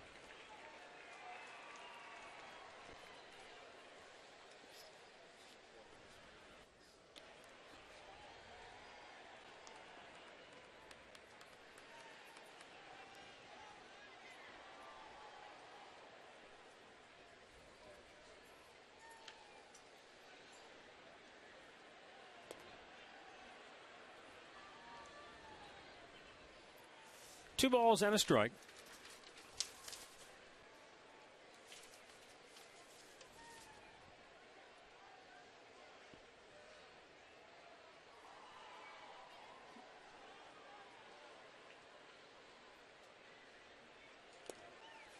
And Cano got a little piece of it, but not enough.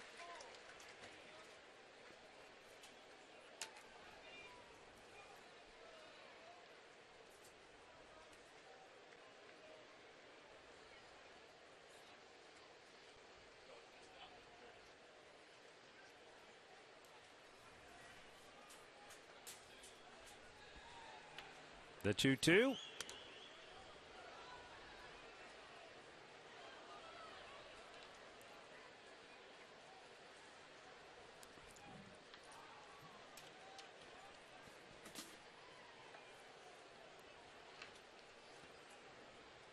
You're right, though. The Mariners, they responded on the Indians. They finally scored for the first time in, 17 games in the first inning. They answered in the second, and then they came right back in the third and put their 3 on the board. But then the Indians responded and answered the Mariners' 3. And it's goose egg since.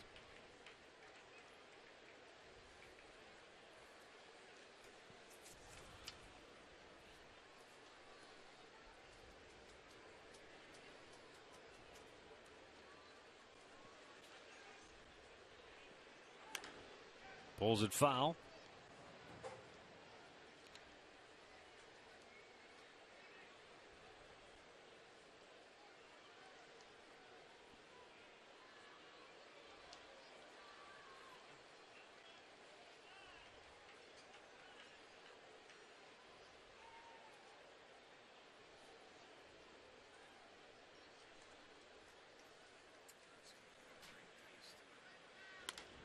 Weekly bounce towards the shortstop, Jose Ramirez, and he unloads in a hurry to get Cano. 1 down. Make that 2 down, excuse me. And we'll send it out to Al Pulaski for another Mazda game break. Hey, Matt, the Reds coming to town on Monday and Tuesday. They're in Miami tonight. They were down 1-0 until the 8th inning. Tied it up, and then Ryan Ludwig, a base hit to center, knocks in 2 more. The Reds now lead the Marlins 3-1. Bottom of the 8th inning in Miami. Matt? All right, thanks, Al. Cincinnati in a very similar situation that the Indians are in. They're just sort of on the periphery of being in the race, but they can't put together one of those runs to really solidify themselves. Well, their pitching has been fine. It's their offense that they haven't been able to do it with a couple of injuries over there with Phillips, Votto, a couple of the big boys that hit in the lineup. Their pitching has been fine.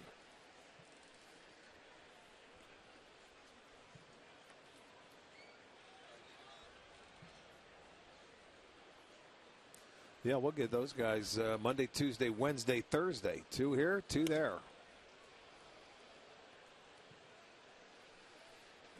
And then from Cincinnati, head into New York. Yeah. And our last stop in the Eastern Division, Yankee Stadium.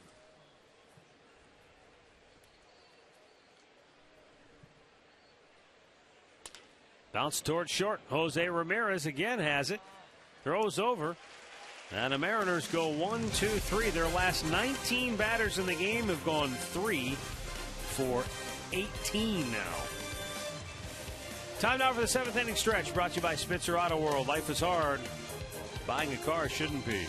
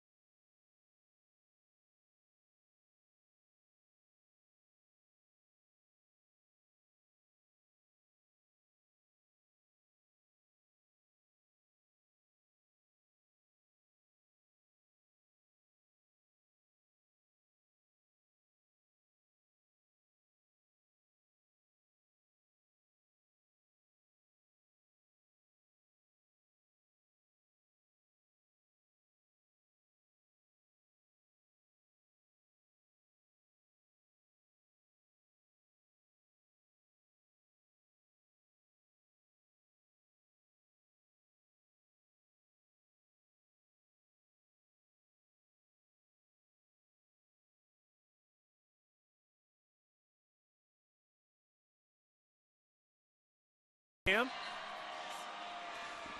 of the 7th, top of the order due for Cleveland. As promised earlier, it's Miller time, brought to you by Miller Lite.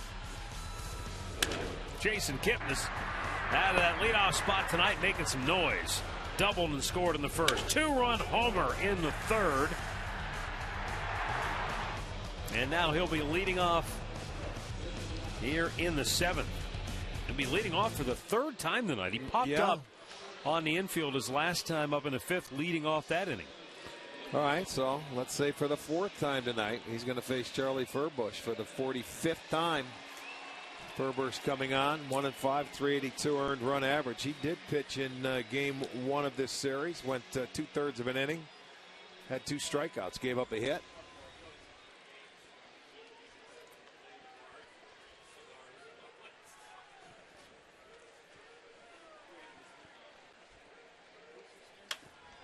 He did face Kipnis in game 1 and he struck him out.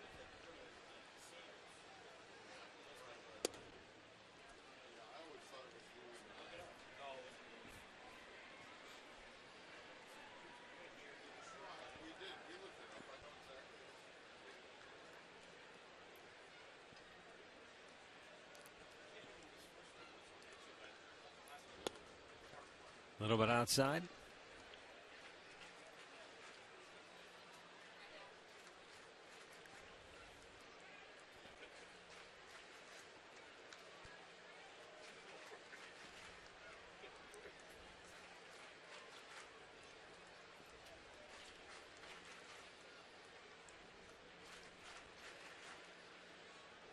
Kipnis with a liner to short, and it's caught. It handcuffed him, but Taylor caught it and then hung on for out number 1. Boy, tough break. Hit it right on the nose, but right at him. He just got the glove down before it hits the ground. There you see. I don't know if that had some movement, some sink to it or what, but that was not an easy catch.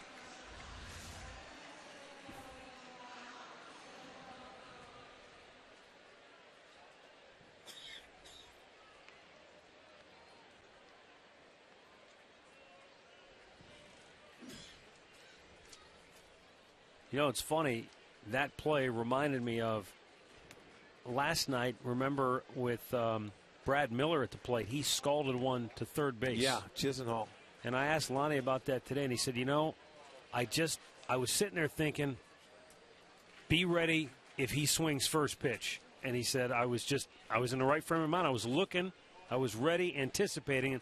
How many times you suppose that's the key to making a play? You're anticipating. Yes, you are. You anticipate every pitch. Sometimes it's tough to do because, you know, so many pitches go on in the course of a game. But when you make that play, here it is.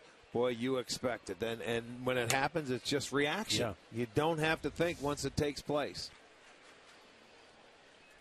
That's being aware, you know, doing prep work before the pitch is even thrown.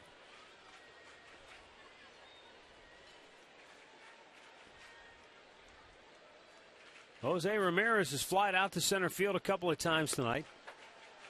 Laid down a sacrifice bunt that led to the Indians' first run of the game way back in the 1st inning.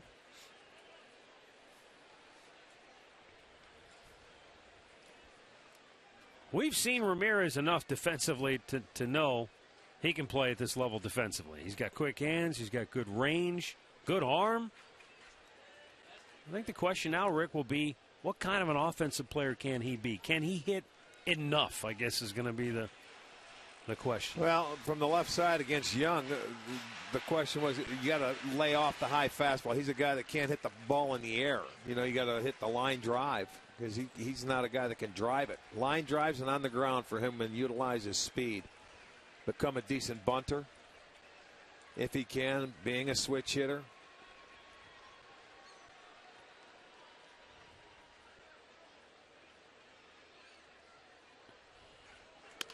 Up the middle, and that might get through. It is. Cano cuts it off, but no play. And Ramirez has himself an infield single. So that's what from I'm your talking lips to about. Ramirez's ears, hit it on the ground. Hit Use it your on speed. the ground and utilize what you have. If Furbush makes that catch, he's out at first base. But once the ball gets by him, you're not going to throw the guy out. Even though he's coming from the right side of the plate, he can still get down the line. Cano, one of the stronger arms. You see him make that play a lot, but not when you have speed. So an infield hit for Ramirez. That's a good thing. With the lefty Furbush on the hill, might be tough for him, though, to get a read and try to steal here. That's true. It might be, but you got Brantley up at the plate that can hit that hole.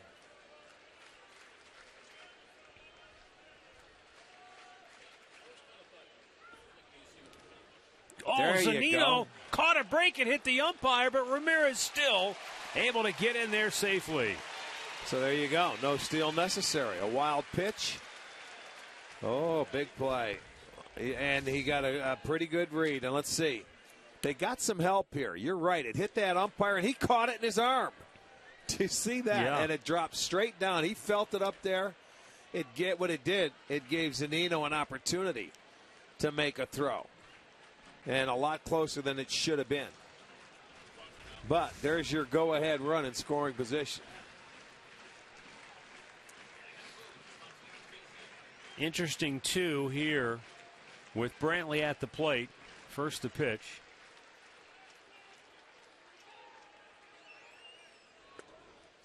Okay, so with Ramirez, when he was at first base, Corey Hart in right field was really deep. He was maybe a couple of steps in front of the warning track.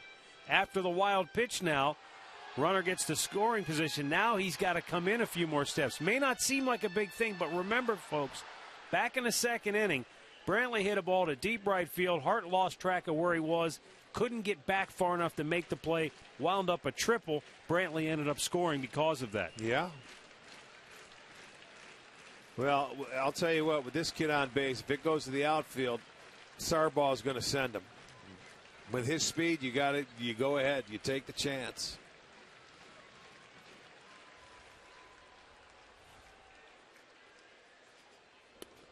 Well, one away, 3-0. Third base coaches love it when they have a guy out there with speed. You know, it makes their job that much easier. It's the guy that has average or below average speed that they really are concerned about. Is he going to get a good jump? Is he going to, get that good secondary lead and let him go? Am I going to get the 100% effort? With a guy with speed, he knows what's going on. He's going to be all out.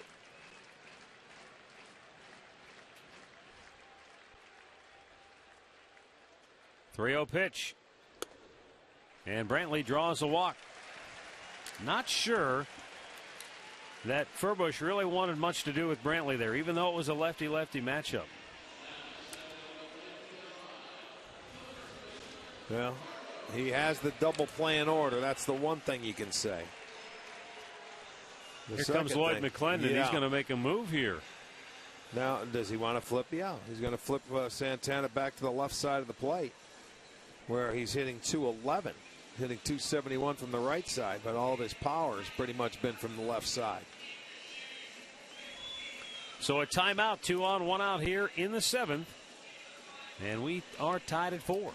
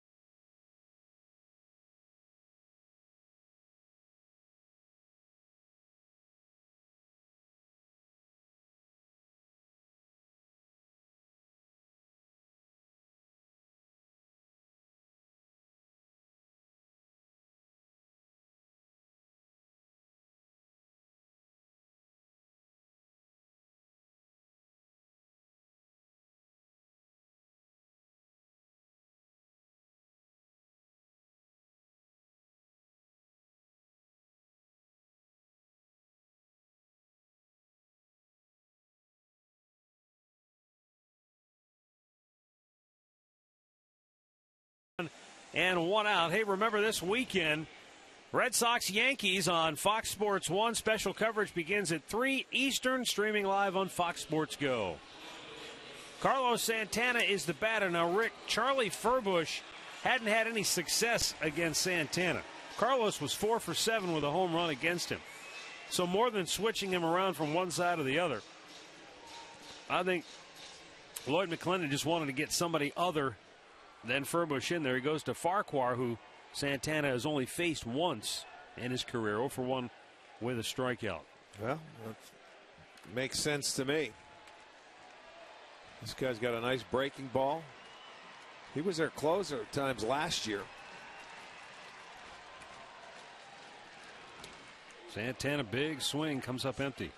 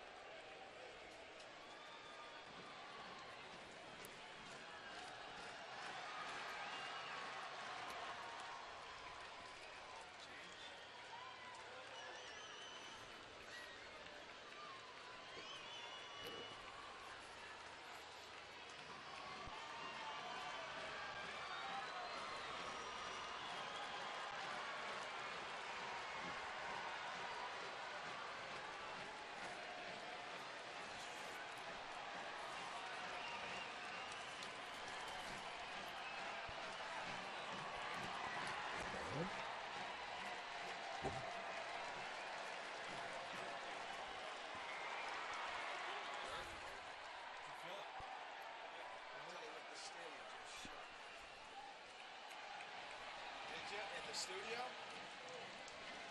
I'll tell you what, there was like something there. Carlos Santana takes a strike. I felt it the other night, too. That's the second time. This wasn't, I think it was 2 nights ago, same time. Santana with a ground ball, beats the shift, it's through the hole. Ramirez around third. He's coming home. Here's the throw. Not even close. How is that when they're over there and they're giving you the room on the other side of the plate, or the other side of the field? He hits the hole. You don't try to pull it. You take what they give you, and it's a go-ahead run. A beautiful thing. Absolutely. And RBI number 52 for Santana. There it is. I mean, that easy. It almost hit Ramirez, and he would have been out. That's the only drawback, is that he nearly picked off Jose Ramirez. I mean, he had to jump rope, man, and it went between his legs? No, he got behind it. Boy, that just barely missed him. But Santana, I love it. Go the other way, take your base hit. The Indians lead it 5-4. Hits now even at 10 apiece. 2 knocks here in the 7th for the Indians. Lonnie Chisenhall 0 for 3 on the night with a chance to really do some damage here. Brantley at second. Santana down at first. Ramirez bringing home the go-ahead run. Up the middle and nails Farquhar. He recovers to get the out. Holy mackerel. Smokes. I don't know where that hit him. But that was it came at him like a shot. He couldn't get out of the way. He's acting like he's all right. He has to be scared. Where did he knock? Did he right into his glove? No, it hit off his arm and his chest or his stomach. They got to check him out and see if he's okay. Boy, he stayed in there. He went over, picked up that baseball. Here's a look. Oh, right pitching on the arm. bicep. It sure did. That's like getting hit like a fastball if you're a hitter. Boy, if you're Lonnie Chisenhall, you got to feel like, are you kidding me? He barreled that thing up.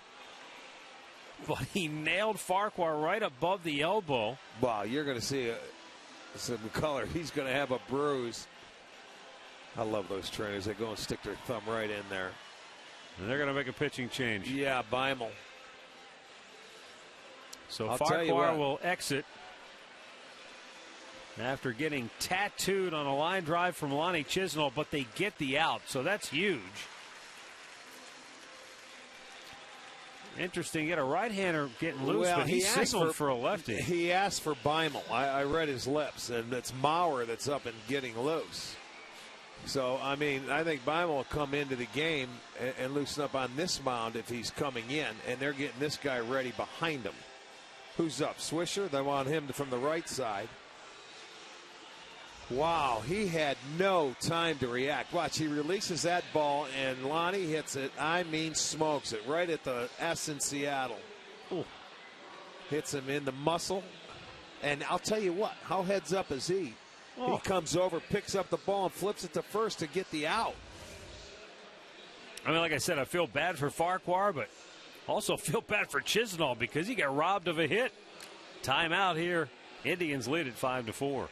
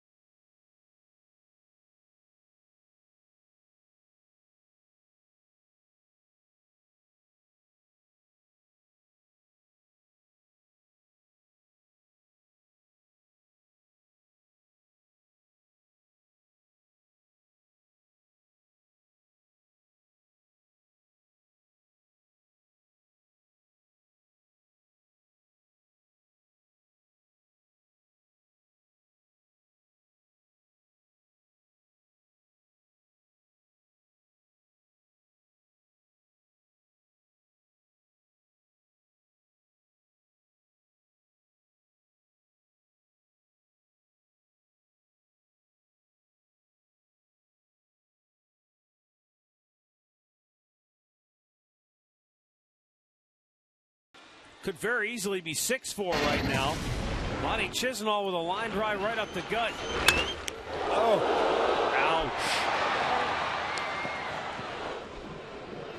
Well, I guarantee you he is in the clubhouse right now with a pack of ice on that. Nothing you can do. Chisenhall smoked the ball. Farquhar, he gets the out. He'll leave the ball game.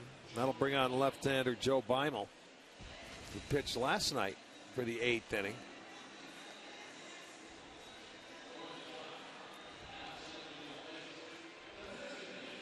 And that was Brantley in there just taking a breather because he's on third base, so he's got to come back out and go to third base. Santana on at second, and the Indians with an opportunity to add on here.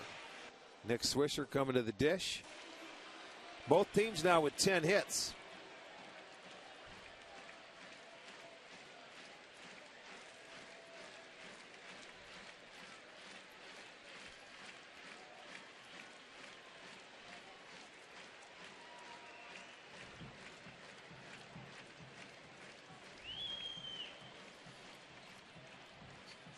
Thirty-seven-year-old left-hander Joe Bynum, born in St. Mary's, Pennsylvania.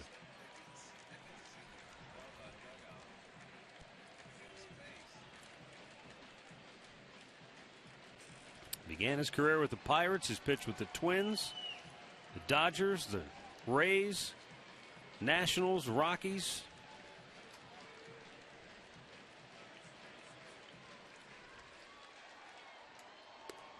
Went back to Pittsburgh in 2011, but missed all of 2012 with Tommy John surgery.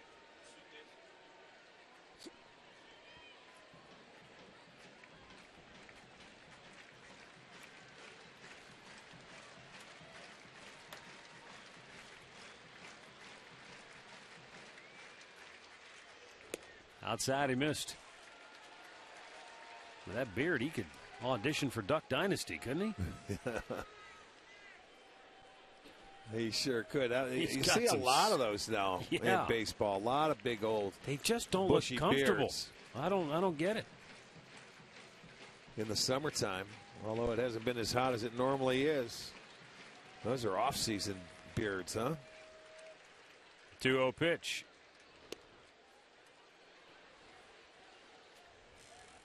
Swisher doubled his last time up with 2 outs and runners in scoring position this year. He's hit a very respectable .282 with 2 homers and 17 runs batted in. Well, it'd be a great time to mix in a base hit here if you want a little bit of insurance.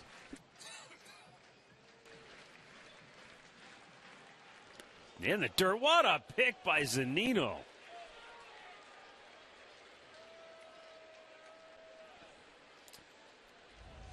Yeah, that saves a run. That pick, he goes down and in, and he just had to stab it. He didn't have a body in front of it. No way to get your body in front of that one. He couldn't do it. He kind of yanked it. He ended up turning into like an infielder on that play, and he fielded it perfectly.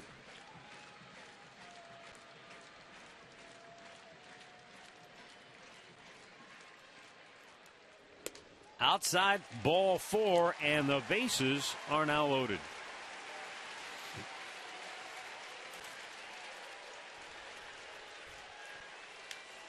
Left-handed hitting, well, David Murphy will come to the plate. He looked like he was a little careful there as well. I don't know if he would rather face Murphy in this situation or what, but now it's a chance for Murph, and you know he's been great all year with runners in scoring position, with runners on base.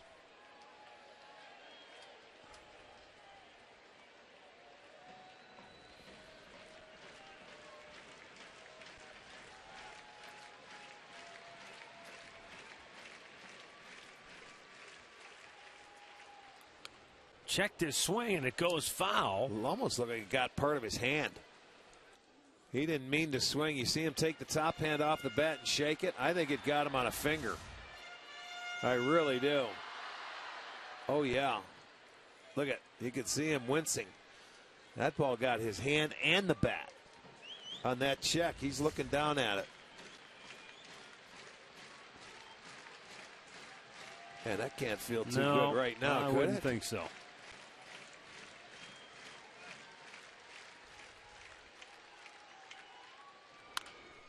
He tops it towards second base. Cano flips it over.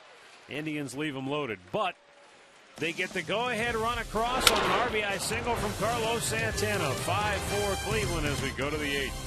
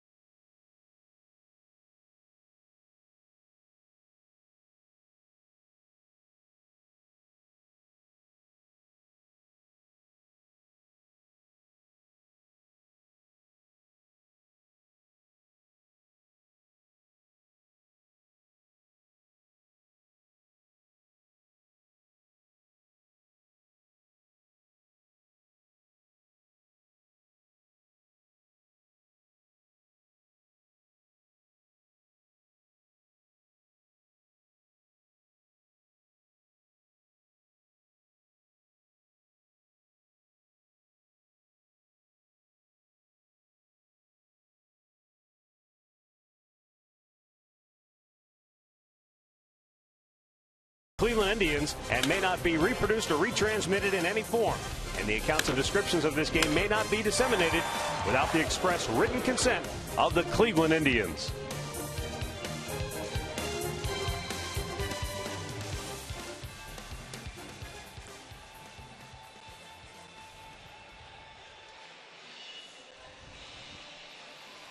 Indians Live presented by Conrad's Tire Express and Total Car Care coming up next here after the ball game.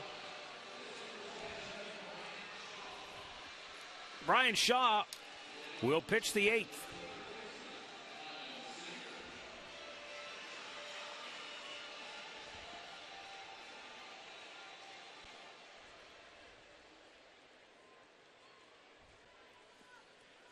Shaw has the 5, 6, and 7 hitters. Seager, Zunino, and Morrison.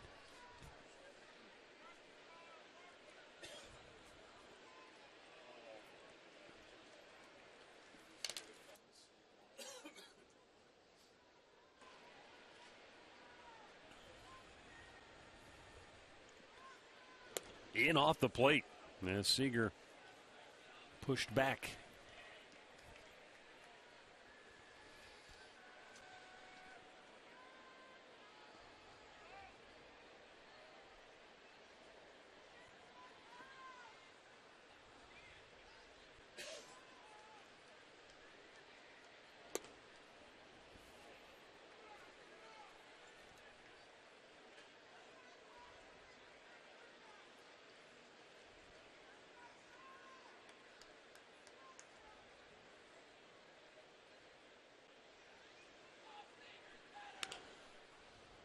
Bounced it foul.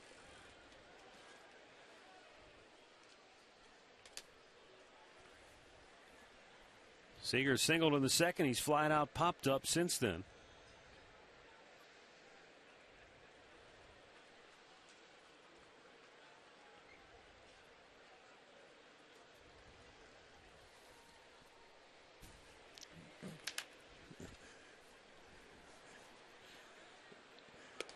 A little bit outside.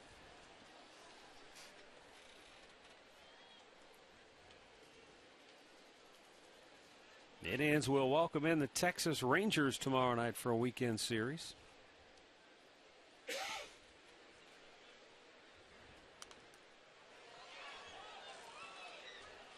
Texas began the day 43-65, the worst record in the American League. Yeah, they've struggled. They've had their share of injuries. I got to go back to think of the last time we played the Texas Rangers was back in early June, the 6th, 7th, 8th, and 9th. Yeah, and they were still a legitimate club at that time. They hadn't the roof hadn't completely fallen in on them yet. Speaking of how things can change, certainly the mood of the Indians clubhouse has changed. The atmosphere is a little different. Katie Witham, what have you noticed? Yeah, that's exactly what I've noticed, Matt, and I'm sure as Rick can attest to as a former player, the trade deadline's the hardest on the players. Earlier today, Cody Allen talked about losing 2 of his veteran teammates. Cabby was in the playoff game in 2007. You know, Justin's been a workhorse in this rotation forever, and both of those guys have been great assets in this clubhouse, and you know, good friends and guys who helped a lot of the younger guys along the way. So last couple of days have been kind of tough, watching those guys go. So I mean, we'll be okay though. It's part of it. We understand. I think they do too. So it's just one of the tough parts about the game. It's the toughest part of being a young player. You really don't have somebody to fall back on. You've got to experience it on your own. When you're losing a pitcher and an everyday player, the guys that have been in that clubhouse the longest. I mean, sure, they will move on. They'll find out. It's not going to be easy, though. It's an empty feeling, but you got to go out and you play hard, and hopefully some wins will get you over the hump. Boy, Brian Shaw can't throw a strike. Yeah, not when you need it. Now you finally took that lead. You want to have a shutdown inning. Maybe you can get that ground ball double play. Drive the deep left. Back it goes. Goodbye. Kyle Seager comes around as Mike Zunino sends one up and out. 2-run homer is 17th of the year. Zunino with 40 runs batted in. And just like that, the Mariners go in front 6-5. Second home run, second 2-run home run of the night for the Mariners. And this is a guy, he has 17, so he can get it done, but having a tough time throwing strikes. What do? I got to go in there and throw a strike. Zunino knows it. He hits the ball into the bleachers.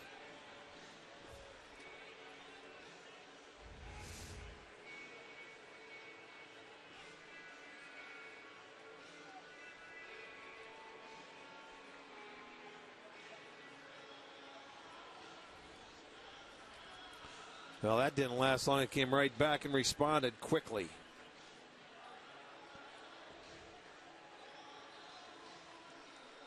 Well, and there's still nobody out in the inning, as I believe it's Kyle Crockett getting loose quickly in the Tribe bullpen. Let's take a look at that pitch now that Shaw throws here. Zunino, boy, fastball in. He's a good fastball hitter. Tried to run it inside. Just there it was. He knew it as soon as he hit it.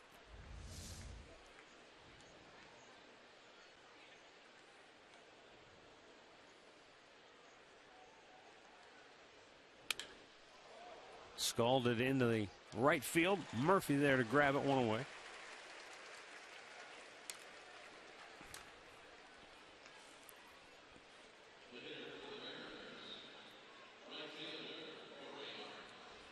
Now Corey Hart 0 for 3.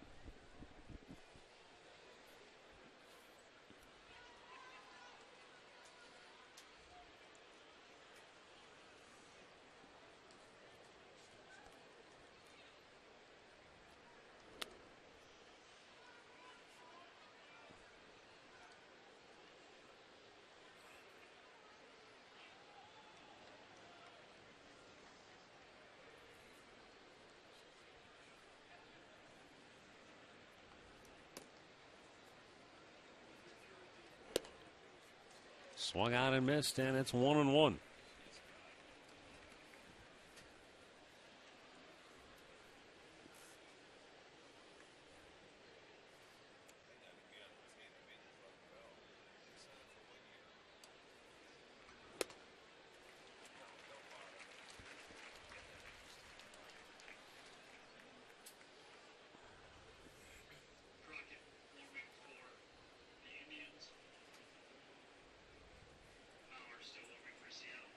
Shaw's 1-2 pitch. Threw it right by him. Second out of the inning. First strikeout for Shaw.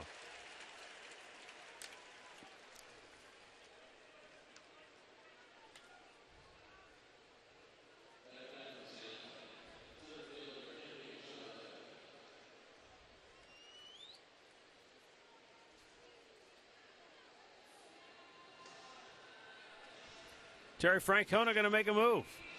He's going to go to his left-hander for Andy Chavez. We've got a timeout. 6-5 Seattle.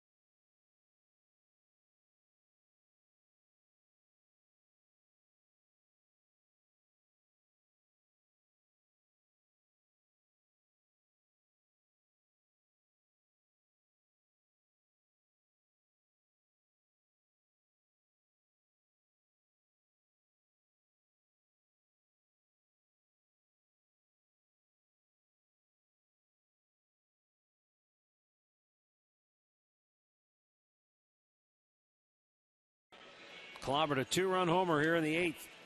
They give the Mariners a 6-5 lead. Kyle Crockett, with 2 outs, comes into the game to face the left-handed hitting Andy Chavez. Crockett is the 6th Indians pitcher to work tonight.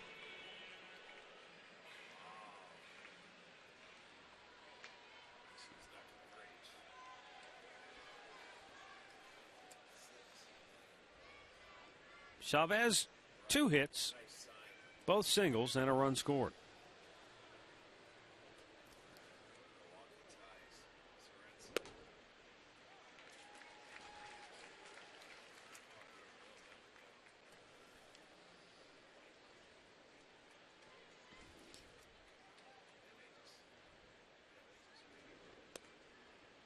Outside, he misses to even the count of 1-1.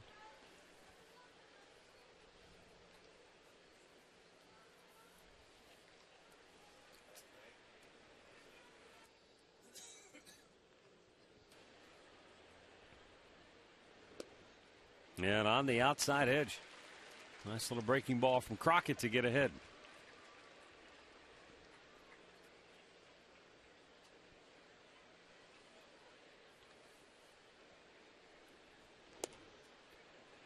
Won't chase the fastball.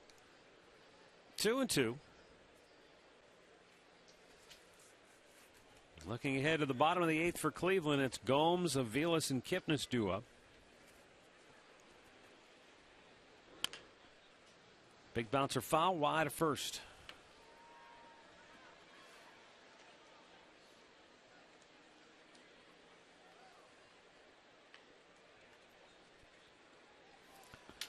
Now that 2-run home run for Zunino was the first hit for Seattle with a runner on base since Cano did it back in the 3rd inning. That was his double down the left field line.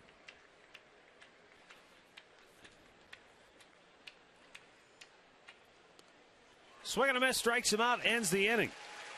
But Mike Zunino has brought Seattle from behind to in front with one swing of the bat.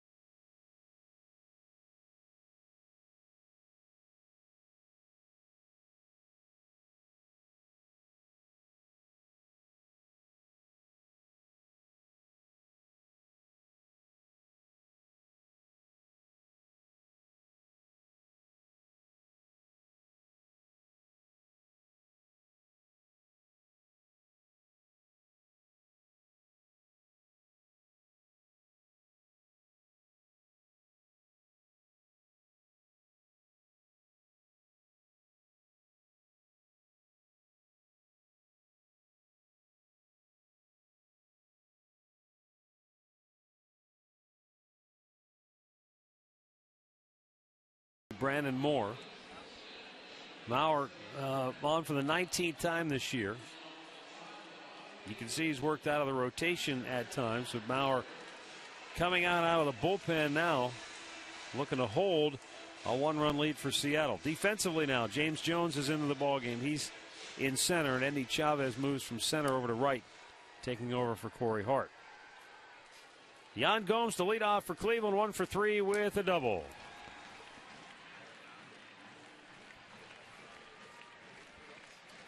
Mauer maybe have found his niche coming out of the bullpen. In 11 games out of the pen, he's given a 1 earned run in 16 innings of work. As a starter, 7.52 ERA in 7 starts. So you don't have to be a math whiz to figure out he's better suited to pitch in relief. Well, that happens a lot. nowadays, where a guy just doesn't pan out as a starter. You put him in the bullpen and they come back and you add miles per hour. You go out there and you push it for an inning. Sometimes two. Hit pretty well to right field. Back is Chavez. Makes the catch for out number 1.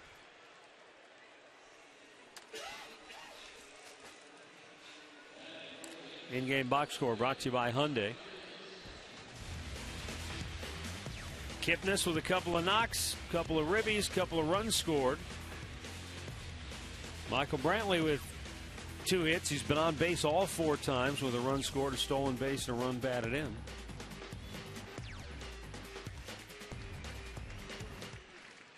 Mike Aviles looks at a ball down low. Aviles came on when Chris Dickerson had to leave early because of left knee discomfort.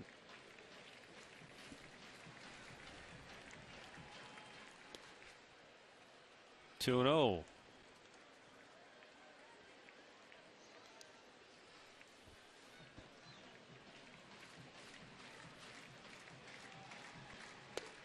Good fastball, 97 miles an hour. At the knees.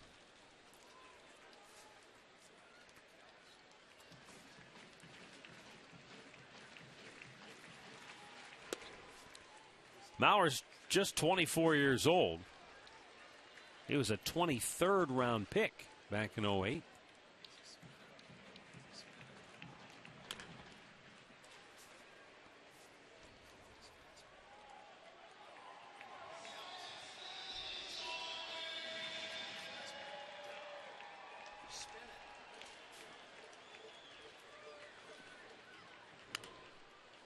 High and foul, out of play to the right. Mauer, a Southern California native, he went to high school and was a teammate of Garrett Cole, who was a top pick of the Pittsburgh Pirates a few years ago. Pretty good pitching staff right there between those two, huh? How'd they ever lose? I don't know if they did. Chopper to short. 2 down.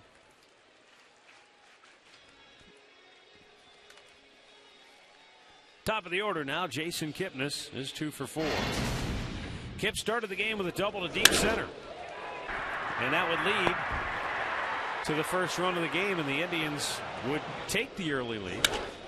Then Kipnis brought the Indians back with a 2-run homer in the 3rd as they would come back to tie the game at 4-all.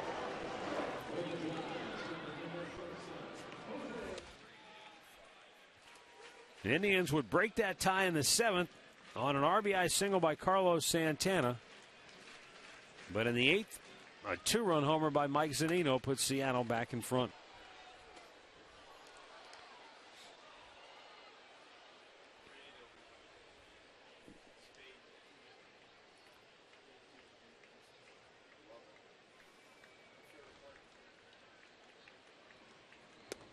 Swing and a miss. The Indians go in a blink of an eye here in the 8th. 6-5 Seattle.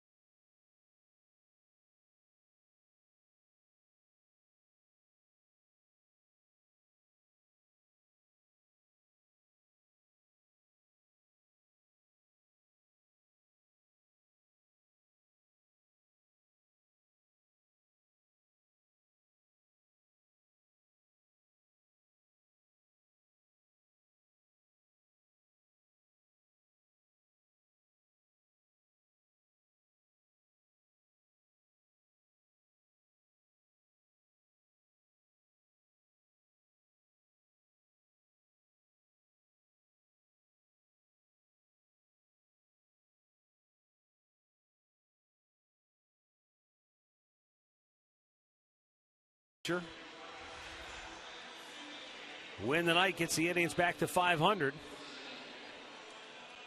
But they got to come from behind now to do it. Zach McAllister faltered tonight, knocked out in the 4th inning. And the Indians got 4 early against Young, but they couldn't break through after that. That's all right. They had a good approach against him, much better than the last time they faced him out in Seattle, where he gave up just the 1 run. They were able to put 4 on the board tonight. Top of the order here in the 9th inning as Kyle Crockett stays in. He got the last out of the 8th. Ackley, a 2-run homer back in the 3rd.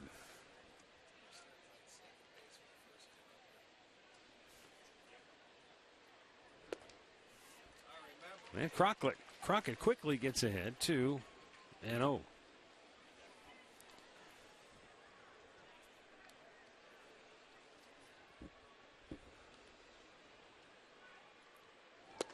Struck him out looking. 3 straight strikeouts of Mariners batters. Well, he just goes right at him with a good piece of cheese. Gets it away. Locks him up. Francona going to go back out and make another pitching change. Timeout here in the 9th. And Cody Allen is coming on when we come back.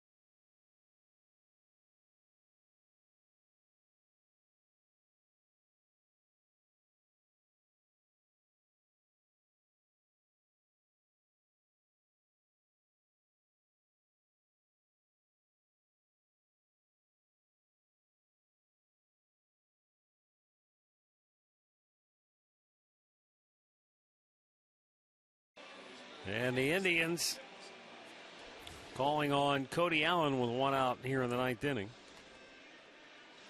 Chris Taylor, Robinson Cano, the scheduled hitters for the Mariners. 51st appearance of the year for Cody Allen. He's 3-2 with an ERA of 2.00. Now this guy needs some work. What's tonight? Tonight's Thursday. And last time he was in a ball game was Saturday. So he's coming on to get a little work. Let him find the strike zone. Try and get the last 2 outs, and hopefully the Indians will have a little comeback in them.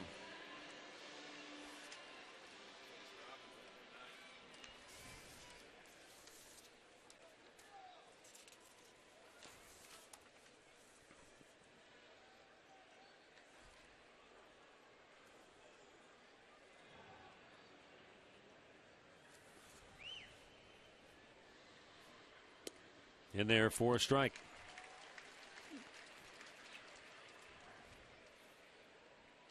Cody Allen went 4 days without any action.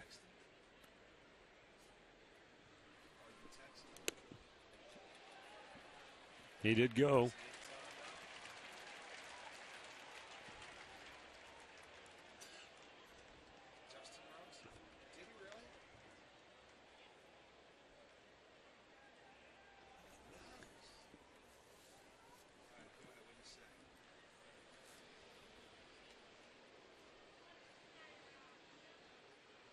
2-strike pitch.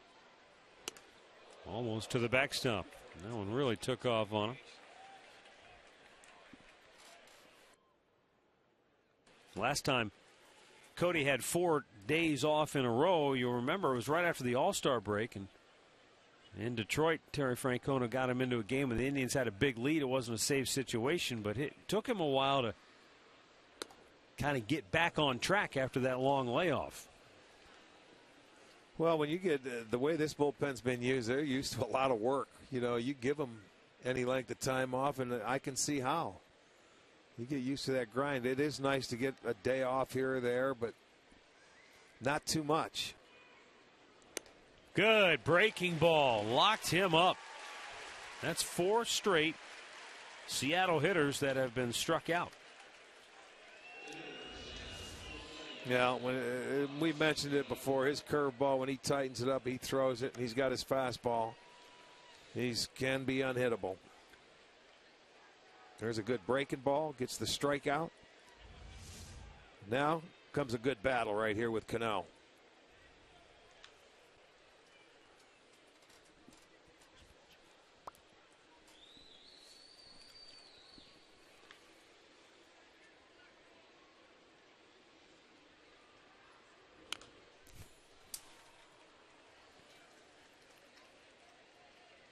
Cano fouls the first pitch off.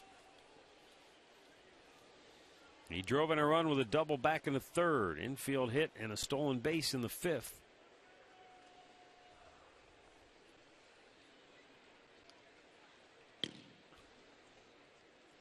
Fernando Rodney getting loose.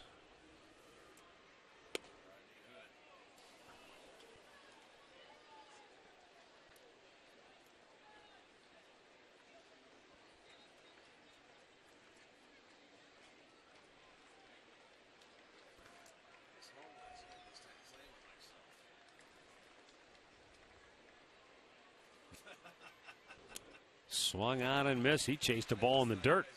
And the count is 1-2.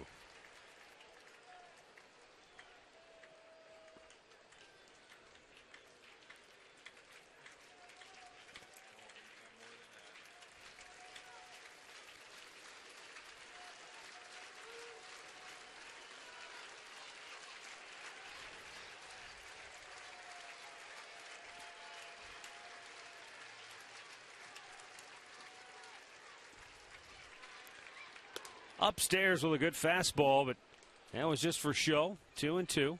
See if he comes back with that breaking ball.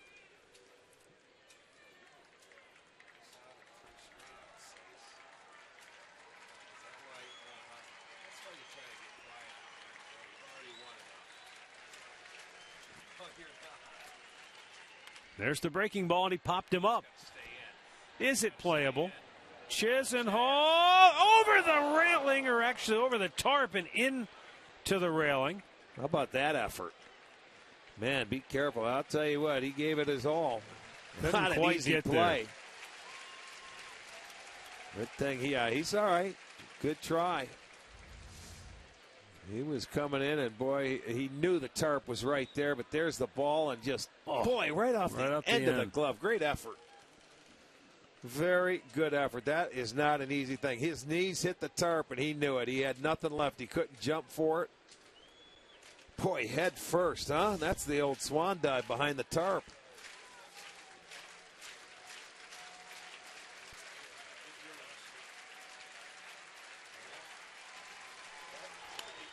To center field.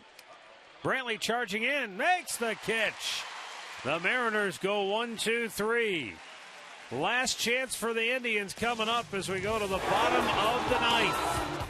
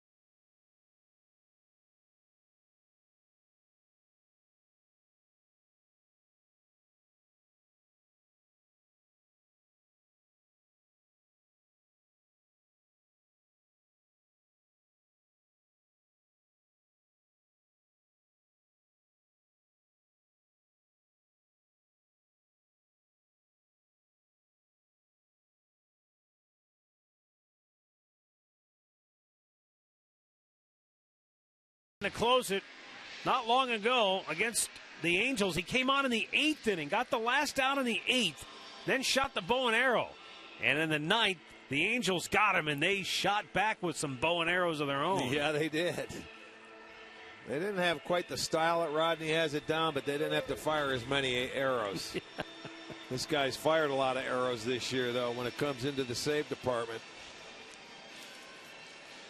29 times out of 32. So we'll see if the Indians have anything left. Ramirez has never faced him. Brantley, how about that? 4 for 7. Wow, I like the numbers going into it. I like the number. Santana 3 for 5 with a homer. How about getting a bloop and a blast? And then we can go home.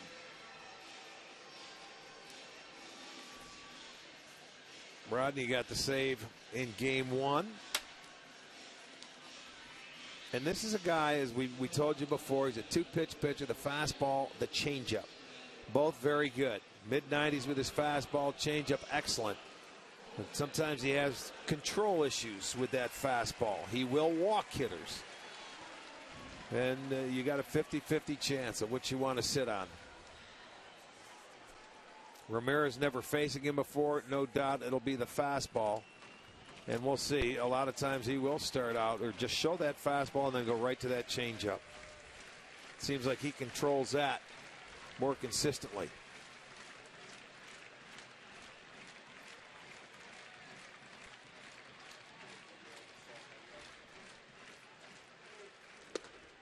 Pitch up and away, ball 1.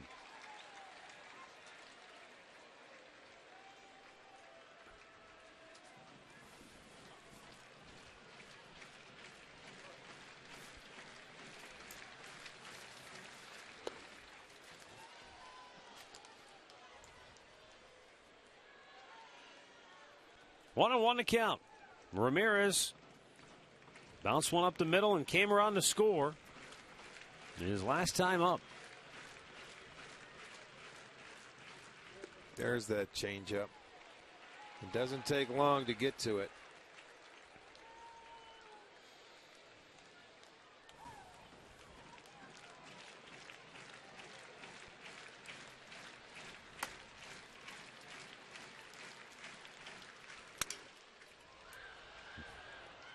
A roller to second, one away.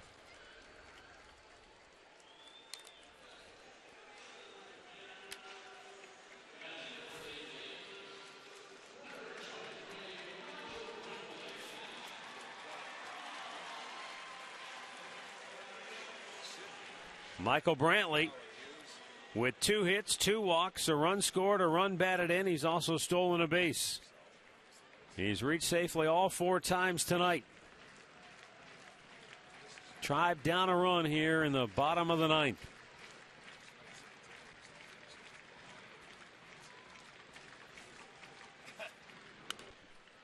Foul back.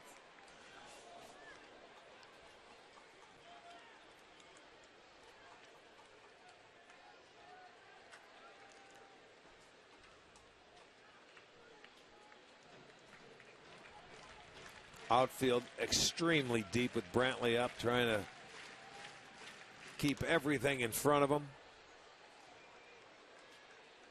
Nothing into the count as you take a look at the outfield alignment there. Yeah, look at that. Can you get any deeper? I don't think so. Not unless you're sitting on the wall itself. Either that or buy a ticket.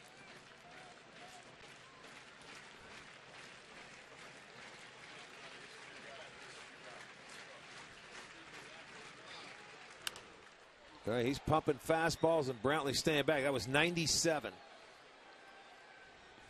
Everything going to the left side because of that changeup. But he hasn't given in to Michael yet.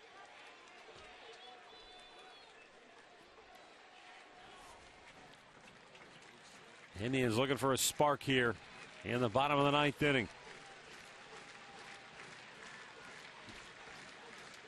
And they look to the man who's provided that spark all season long. And he takes ball 1 low and away. Well, after he pumps 3 fastballs, there you'll see the changeup comes, and Michael just sort of looks at it. Rodney with that signature hat askew.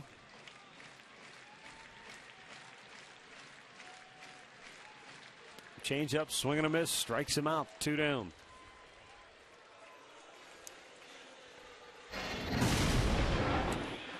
Well, it was 1 year ago today. Carlos Santana provided drama with a walk-off home run against the Chicago White Sox.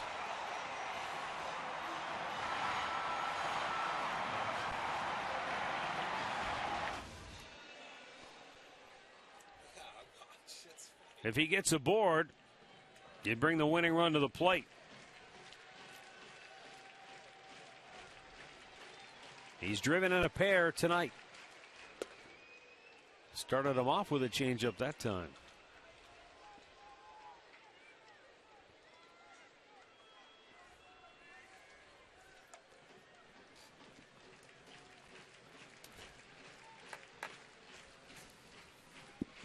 All right.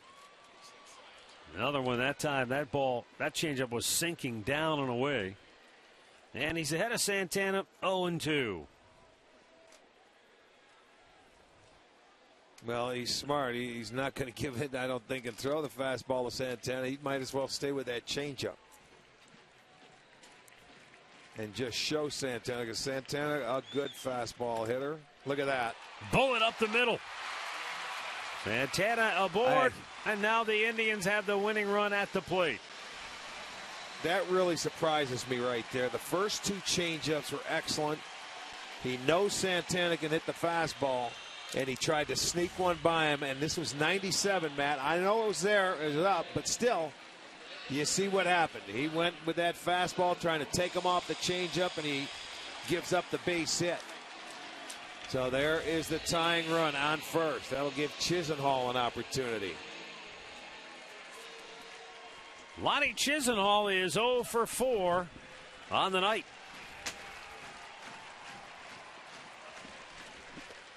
And a swing and a miss. He started him off with a changeup.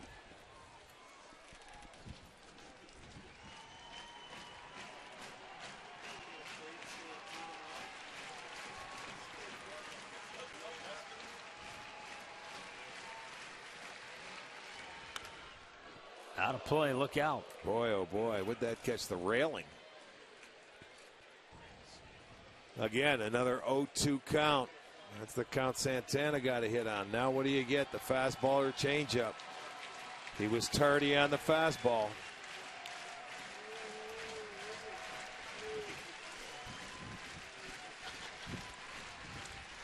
Two-strike pitch. Strikes him out, and the game is over. The Mariners win the series, taking 2 out of 3 as they win the finale by a final score tonight of 6-5. With the win, Seattle goes to 56 and 52, and the Indians stumble back to 53 and 55. Well, this was one of those games where each team scored 4 early. It was up for grabs. Either team could have had it. The Indians took the lead in the 7th. Or for one of the few times this year, Rick, their bullpen faltered. Brian Shaw couldn't hold the lead in the 8th, and that's the difference tonight. Well, it was a good game. They came back and they took the 5-4 lead after they were down 4-1. They tied it, took the lead, and just couldn't hold it. And you're right, it doesn't happen often. But Seattle comes in here, and that's a big game, and they win the series, and they move on. Time now for our key play of the game, brought to you by KeyBank. And that's exactly what we're talking about. The leadoff walk here. Brian Shaw comes in, and he ends up walking him. And then the very next hitter, Zunino's going to come in. He had a tough time throwing strikes. He throws him the fastball in, and that was the big swing that did it. The 17th home run for Zunino. That gave the Mariners a lead. They were able to hold on. That's the KeyBank key play of the game.